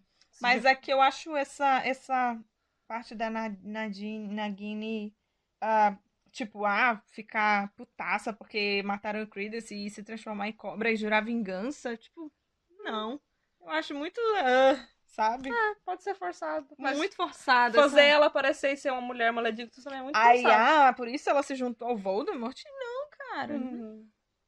Pô, talvez porque ela era uma pessoa amargurada. Tudo bem. Mas por causa disso, porque jurou vingança. Parece uma coisa muito novela mexicana, sabe? Que é coisa mais novela mexicana do que aquela cena no mausoléu lá, contando a história. E não, na verdade, eu sou o seu pai. Oh, não, porque na verdade o fulano estava morto. Porque o meu pai é você, o seu pai, o meu pai, o nosso pai. Nossa, Deus que me livre. E olha que eu sou fã de novela mexicana, eu amo. Não vem debater a usurpadora comigo, não, meu filho, que você vai sair daqui no chinelo. E eu achei aquela cena de lá horrível. Usurpadora Paola Brat. Discussões levantando da cadeira. Discussões de Paola Brat e Paulina Martins, pra mim, dão de 10-0 daquela conversa no mausoléu. Deixa eu ler a próxima teoria logo aqui, antes que as pessoas cansem de ouvir 3 horas de podcast. Menina do céu. Próxima teoria. Dumbledore destruirá o pendente do Pacto de Sangue com a espada da Grifinória. Gostei. Sabemos que depois da batalha no mausoléu dos Lestrange, Newt Scamander entregou a alvo o pingente com o sangue de Dumbledore e Grindelwald. Também sabemos que Dumbledore não estará apto a duelar com Grindelwald até que o pingente seja destruído. Nós sabemos pelos livros que Dumbledore foi colocado na Grifinória e que a espada se revelará apenas para o verdadeiro Grifinório. Disserte, Andressa, o que você acha dessa... Por que a espada destruiria um pacto de sangue? Tem alguma comprovação? Tem alguma coisa que... É só que o Dumbledore é Grifinório e... Não! Eu gosto! Você não gostou da teoria? Achei bonitinha, mas eu queria uma explicação. É porque, assim, o Pacto de Sangue, ele é comparado ali ao voto perpétuo, né? Sim. Só que o voto perpétuo é um negócio... Não tem um físico. Como que é a palavra? Efêmero? Efêmero é uma palavra? É. Eu sei que efêmero é uma palavra, mas é a palavra que descreve o que eu quero descrever. Tipo, ele não tem nada físico, ele é efêmero. Não sei. Vamos fingir que é, porque eu gostei muito dessa palavra. Então fala. O voto perpétuo é efêmero. Enquanto... Olha isso, não ficou bonito? Ficou bonito. Enquanto o Pacto de Sangue, ele tem ali uma prova física dele. Sim. E aí eu imagino que ele, no estilo Horcrux, não é uma coisa que... tropeçou, caiu, quebrou. Não existe a mais. magia, né? Então só algo muito poderoso destruiria. Antes que alguém fale que, então é porque a espada da Grifinória é super poderosa. A espada da Grifinória não é super poderosa ainda. A gente sabe que ela absorve o que fortalece ela, mas o que permitia a espada da Grifinória destruir as Horcruxes era o veneno de basilisco que ficou nela em 93, lá na Câmara Secreta. Ou seja, ela ainda não tem veneno de basilisco nela. Talvez a simbologia seja simplesmente porque, aí eles inventam uma história, né? Que o Godrico Grifinória colocou na espada um negócio que... Eu só sei que eu acho que ia ser uma cena muito, muito, muito massa. O Dumbledore tirando, tipo, a espada Grifinória de dentro do chapéu seletor e destruindo. Porque igual fala aqui na teoria, né? Os dois vão batalhar, a gente sabe, tá no canon. Muito forte, né? Eles vão batalhar, o Grindelwald vai perder. Só que eles não podem batalhar enquanto o pendente existir. Então esse pendente tem que ser destruído. Como? Acho que aqui é uma teoria muito bacana. Vamos explorar isso aí. Quem deu a Hagrid o ovo de Aragog? Essa é a próxima teoria. Olha quem é aqui. Meu Deus do céu. Mas não é, lê o texto pra você ver. Ah, tá. Aquela que não lê, tá aqui. Droga, eu tava empolgada. Vamos lá. Mas não é porque ele é perfeito, um cristalzinho maravilhoso. Continua lendo pra você ver. Verdade. Existe uma teoria de que Newt Scamander deu a Hagrid o ovo de Aragog. Eu acho que essa teoria está errada, porque embora Newt fosse um viajante e Hagrid tenha recebido um ovo de um viajante, Newt era um magizoólogo e ele não daria conscientemente a um meio gigante de 3... Ah, faz sentido. Agora você pensou, não, realmente. E ele não daria conscientemente a um meio gigante de 13 anos um ovo de acromântula. Faz muito sentido. Newt classificou a acromântula em seu livro Animais Fantásticos e Onde Habitam como XXXXX. 5x. 5x. XXX, eu falando X. Um potencial mago assassino. Mas, quero dizer, quantas pessoas vagam por aí com ovos de dragão no bolso? Nós sabemos que Quirino Quirrell, por ordem de Lord Voldemort, deu a Hagrid o ovo do dragão norueguês. Além disso, quantas pessoas vagam por aí com ovos de basilisco no bolso? Salazar Slytherin colocou o basilisco em Hogwarts. Então, quantas pessoas vagam por aí com ovos de acromântula no bolso? Talvez Grindelwald. Meu Gostou? Deus, gostei. Melhor do que do Newt, né? Ah, com certeza. Porque o Newt não era irresponsável. Não. O Newt Quero era ver. perfeito. Parece ele dando... Nossa! Newt Scamander está cancelado! Mentira, não. Nunca não dá ia, mais... Não ia cancelar ele não. nunca. É. Podia dar. Tá tudo bem. É, Eu gosto de tá chamar tudo desculpa bem. pra passar o pano. Gente, passa pano pra tanto personagem. Não vai passar por... Grindelwald. Como Grindelwald daria um ovo de acromântula? Pra quê? Ai, mano, eu não sei. Eu sei que eu gostei tanto de como foi escrito. Não ficou bonito? Você não fez um Ficou. né? Fiquei cada vez. Ah, Não faz foi. sentido nenhum. Não. Por quê? Não sei. Mas que seria legal. Seria. Não, talvez tenha algum motivo. Ele tem algum motivo nos... Eu tenho pra mim, aqui assim, a gente puxando já uma discussão, eu tenho pra mim que eles vão querer, porque eles já provaram nesse segundo filme que eles estão afim do fanservice, né? Sim. Então eu tenho pra mim que eles vão fazer alguma aparição de algum personagem que a gente goste ou que a gente conheça ainda na fase dos Animais melhor Fantásticos. do que o Hagrid? O Hagrid, quem assim tá nessa faixa etária ali plausível, porque apesar que já provamos, né, por A mais B, que até forçar uma linha temporal que não existe, eles forçariam. É. Então não me surpreenderia nada de ver Hermione com o vira-tempo, né? Vira-tempo dela. Pois é. Ai, eu ia chorar. Não faz isso. Eu ia chorar de ódio, porque, nossa. Mas Vai. enfim. Duas pessoas que estão ali nessa faixa de tempo ali entre 1926 e 1945 é o Voldemort e o Hagrid. Então, Sim. é plausível que eles façam aparecer pelo menos um dos dois ou que seja mencionado um desses dois nos próximos filmes de Animais Fantásticos de Onde Habitam. Ter o Grindelwald entregando o ovo de acromântula pro Hagrid é algo que pode acontecer. Não, eu não acho que eu não gostaria, não. Mas que ano que o Grindelwald foi destruído? 45. Ah, e a Câmara foi 37. A Câmara foi... Mas foi antes, né? Eu acabei de ler aqui. 47. Foi 37? 47. Então não faz sentido essa teoria. Quanto tempo demora um ovo de acromântula chocar? Não, como é que ele deu o ovo se ele não tava nem... Ele tava preso? Ele pode dar o ovo, tipo, um dia ser preso. Não. O ovo demorou 2 anos pra chocar. Aquelas Acho que não. Agora que você falou, parei de pensar. Não é 37, eu acho que é 37. Não, porque em 92... Ah, não, é 42. É 92. Porque Câmara Secreta é em 92. E aí fala que foi 50 anos atrás. 42. Então cabe sim, pode ser o melhor. Voltamos então ao pode ser, mas eu não gostaria que fosse. Eu acho que se for pra aparecer ou o Hagrid ou o Voldemort, eu acho que uma referência ao Voldemort seria muito mais legal. Também acho. Ordem da Fênix. O livro com a Fênix na capa que Nicolau Flamel tinha em Paris para contatar Alvo Dumbledore. Quem não reparou, tem uma Fênix na capa daquele livro que ele usa para contatar. Então houve a primeira Ordem da Fênix a lutar contra o Grindelwald. Flamel foi um dos membros, assim como Newt Scamander, Teseu Scamander, Tina Goldstein, Yusef Akama. E é essa teoria de que essa foi a primeira formação da Ordem da Fênix. Tinha uma Fênix, era? Tinha uma Fênix na capa. E eu acho que é meio... Assim, a gente sabe que o Dumbledore é aquela pessoa dramática, né? Podia ser só um álbum de fotos da família Dumbledore. Se ele já tinha citado que que a família Dumbledore tinha a Fênix como não um símbolo, mas assim, a lenda, né, de que a Fênix viria pra ajudar em momento de dificuldade. Então, ele cria a Ordem da Fênix, é uma forma dele falar que, tipo assim, a Fênix somos nós. Vocês vieram a mim quando eu precisava da sua ajuda. Faz sentido agora que tu falou. Eu critico tanto a dramaticidade do Dumbledore, mas eu sou igualzinha. Eu tô aqui já pensando numa fanfic maravilhosa. Bem dramática ela. Próxima teoria é de que Grindelwald teve uma visão de Tom Riddle e Fleamont Potter. Sabemos que Grindelwald queria juntar todas as relíquias da morte. Pouco depois da morte de Ariana, ele roubou a varinha das varinhas da loja de Gregorovitch. Grindelwald também era um vidente. E isso aqui mudou minha visão do filme, que eu não sabia É porque disso. cortaram, mas eles cortaram, mas eu acho que vai ter referência Então, no... Mas eu até anotei aqui que diacho que ele tava... Que magia que ele tava fazendo lá, que ele viu a Segunda Guerra Mundial naquela Pois é. hora. E aí eu fiquei assim, que isso já que ele tá vendo o futuro? Eu fiquei assim, sabe? Mas olha aí, a trouxa, ele é vidente. Ele é vidente. Tá acostumado só com a professora Trelawney, É, só achou, tá que, vendo? achou que o vidente era bagunça. Não, que não. Ah, porque a professora Minerva falou que adivinhação é um termo. E se a Minerva falou, a gente faz o quê? A gente bate palma. Desculpa agora. Grindelwald também era um vidente e teve a visão de um poderoso obscuros.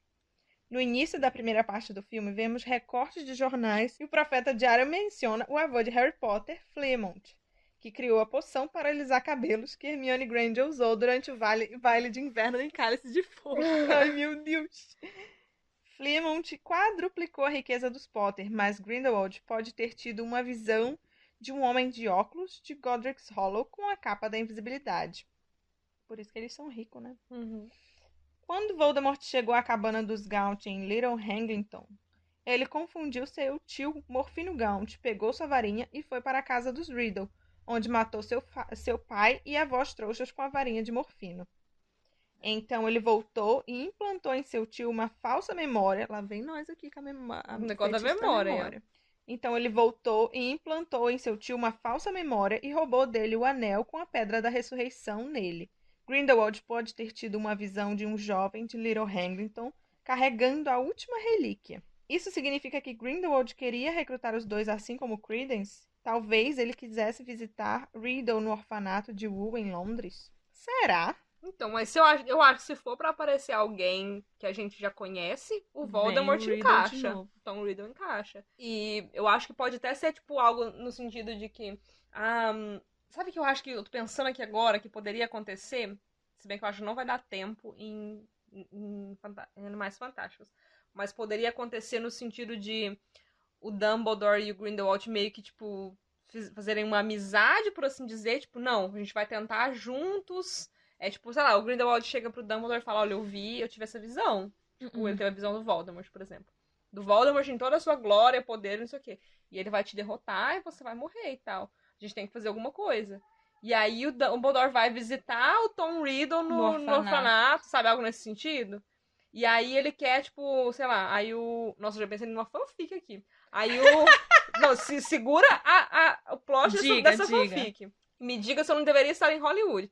O Grindelwald, aí eles encontram, não, tipo assim, eu vi esse bruxo super poderoso, ele vai te destruir, ele vai destruir o mundo bruxo, e muito pior do que eu, e lá, vamos achar ele. E aí quando eles vão achar, na verdade é só uma criança, é o Tom Riddle ainda. E aí é aquele velho dilema ético. Você voltar no passado e matar o bebê Adolf Hitler, por exemplo, é algo eticamente aceitável, sendo que ele é só um bebê? Aí eles vão discordar. O Grindelwald vai querer matar a criança Tom Riddle. E o Dumbledore vai falar, não, é uma criança. É uma criança. E aí, meu filho, dedo no cu e gritaria. E aí eles brigam e aí tem o... Entendeu? Entendeu. Não faz sentido, porque no futuro fica parecendo que o Dumbledore até fala pro Harry, que ele fala assim, eu não sabia que eu tava diante do bruxo das trevas mais poderoso de todos os tempos. Mas na minha fanfic faz todo sentido. Ele sabia sim. Roteirista é ela. Pois agora eu quero que apareça o Voldemort nos Animais Fantásticos. Faz sentido. E o Grindelwald pode colocar umas coisinhas na cabeça dele também. É. Que ele é desses. Uhum. E o Voldemort gosta de uma profecia. Né? Nossa, é mesmo, mano. Olha aí, faz todo sentido. Escritores de fanfic de plantão, façam esse plot acontecer, que agora eu preciso dele na minha mesa. O último. A última teoria que a gente tem aqui é a de que Credence Barebone, na verdade, é Corvus Gaunt. Como? Gaunt e Barebone são sinônimos em inglês, né? Gaunt significa esquelético, abatido. E Barebone significa magricela, esquelético também. Uhum. Nos Circo Arcanos, Credence fez amizade com um dos servos mais leais de que viria a ser, né, um dos servos mais leais de Lord Voldemort, Nagini. Credence vem de uma velha família puro sangue, mas não Lestrange. Voldemort, além de Merope, Morfino e Marvolo Gaunt, tinha um ancestral chamado Corvinus Gaunt, que viveu lá pelos anos 1700 e escondeu a entrada da Câmara Secreta debaixo da pia quando o elaborado sistema de encanamento foi instalado em Hogwarts. Me lembro. Corvinus é o diminutivo de Corvus, que deriva, né, de corvo. Então, Credence é supostamente Corvus.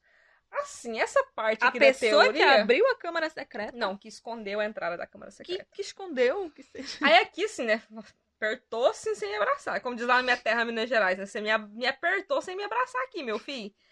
Porque o tal do Corvinus viveu em 1700 e alguma coisa. Aqui é 1920 e alguma coisa. Então a gente pode julgar que é tipo assim, o Corvus II. Mas e aí faz diferença? Além da... Faz diferença, porque aí ele tá na linhagem do Voldemort. E aí? E aí? O bruxo das trevas mais poderoso de todos os tempos!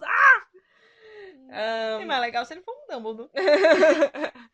Assim, aqui eu acho que foi uma teoria super forçada, porque não tem porque nada... tem um nome parecido. Não tem nada que corrobore a teoria, a não ser que o sobrenome é parecido. O que já não faz sentido, porque o sobrenome é da Mary Lou, que é uma trouxa, até onde a gente sabe. Mas eu também acho, ao mesmo tempo, que, tipo assim, por que não outro nome? Por que Corvino? Por que Corvus? Sabe? Ao mesmo tempo eu fico assim, cadê a criatividade? Sabe? Entendi. Ao mesmo tempo eu fico assim, não faz nenhum sentido, mas por que então é o mesmo nome? Mas o Corvino Gaunt é um e o Corvus Lestrange era outro. É o mesmo nome. É outro, mas por que ela escolheu o mesmo nome? Ela não é a famosa que ela faz árvores genealógicas de 10 gerações passadas da família pra colocar no filme, porque ela é muito foda, é maravilhosa. Então por que você não pôs um nome diferente, queridinha, sabe? Mas aí colocou o mesmo no Corvus Lestrange. Assim, aí eu tô falando, eu não tô concordando com a teoria. Eu realmente acho que ela não é verdadeira. Mas que é muita coincidência, e que não faz diferença, igual você falou. Que diferença que faz, se for? Não faz nenhuma. É só uma das teorias. Essas teorias, na verdade, elas são só algumas que a gente selecionou de um usuário do Reddit chamado FIFA, FIFA, underline, 1995. Ele fez um super post falando assim, é possível plot para Animais Fantásticos 3 e as continuações 4 e 5. E ele colocou muitas teorias mesmo, assim, a gente selecionou só algumas. Que já são muitas. Só as que a gente achou mais plausíveis ou que dariam mais discussão, pelo menos, igual essa última nem é plausível, mas que dá uma discussão interessante. Sim. E foi postado no dia 6 de agosto de 2020. Então, se isso aqui for confirmado, o FIFA Underline 1995 falou primeiro. A gente só discutiu aqui.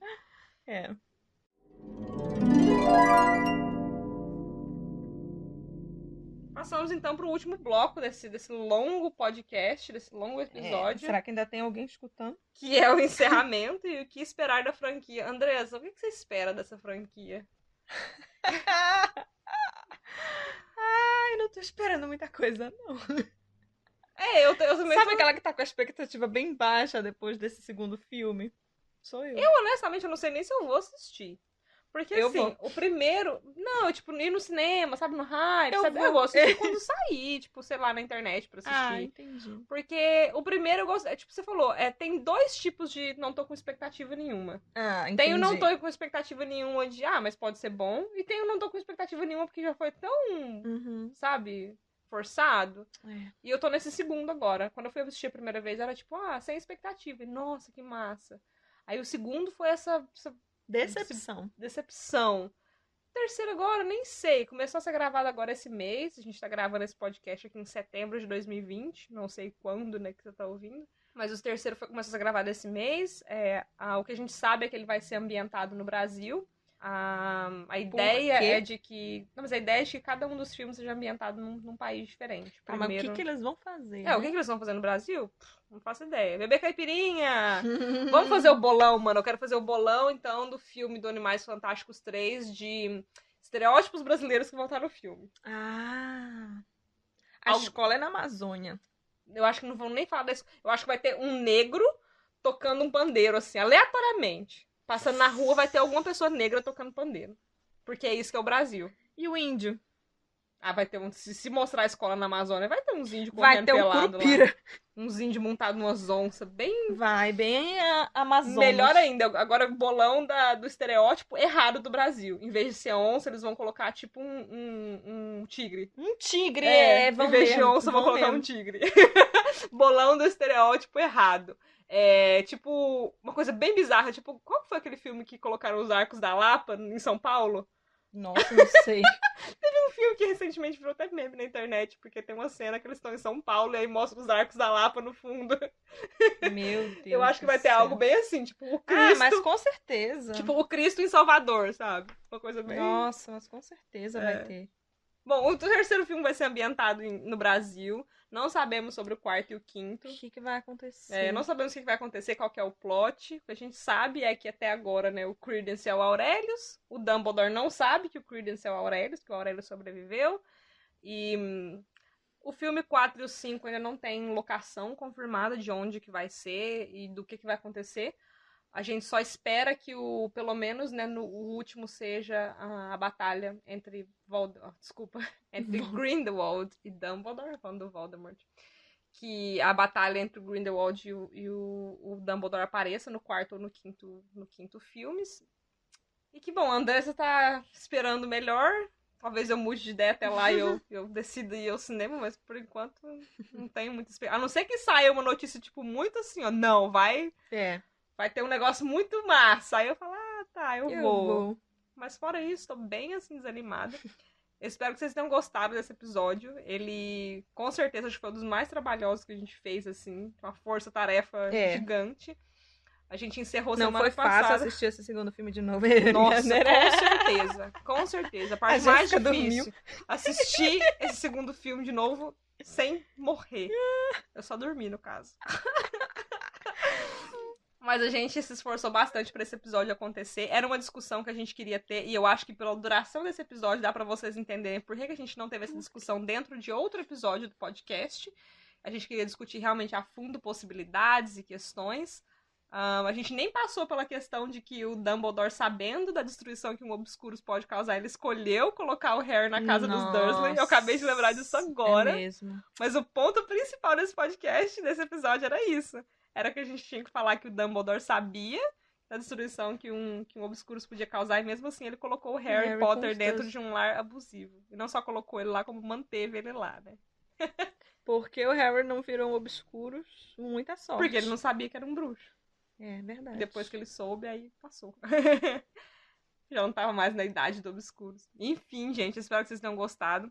Andresa e eu decidimos fazer um hiato do podcast. Nós terminamos semana passada o livro de Harry Potter e a Pedra Filosofal com episódios semanais. E a gente tá muito, muito, muito orgulhosa disso. Mas nós precisamos de algumas semanas para nos recompor, nos reorganizar. Então nós vamos tirar 2 semaninhas de férias, mas vão ser férias que a gente vai trabalhar muito. Tudo mentira, nada de férias. É só pra planejar melhorias. É só pra planejar melhorias. E no dia 19 de outubro, então, nós voltamos. E nós voltamos já com um episódio especial de Halloween. É uma coisa que a gente decidiu também fazer aqui em relação ao podcast. É sempre encerrar a temporada, que é um encerramento de temporada hoje que a gente tá fazendo. Sempre encerrar a temporada com um episódio extra. E sempre começar a temporada com um episódio extra também. Então, encerramos aqui a primeira temporada com uma discussão sobre Animais Fantásticos e Onde Habitam. Vamos abrir a segunda temporada com uma discussão sobre Halloween. E estamos esperando sugestões sobre como encerrar a segunda temporada, pra gente já ir se planejando com antecedência. Deem dicas pra gente do que vocês querem ouvir a gente falando sobre aqui. Seja relacionado a Harry Potter, magia, cultura, folclore, crenças. Andresa e eu adoramos discutir coisas aqui com vocês. Nos vemos, então, no dia 19 de outubro. Beijo! Tchau!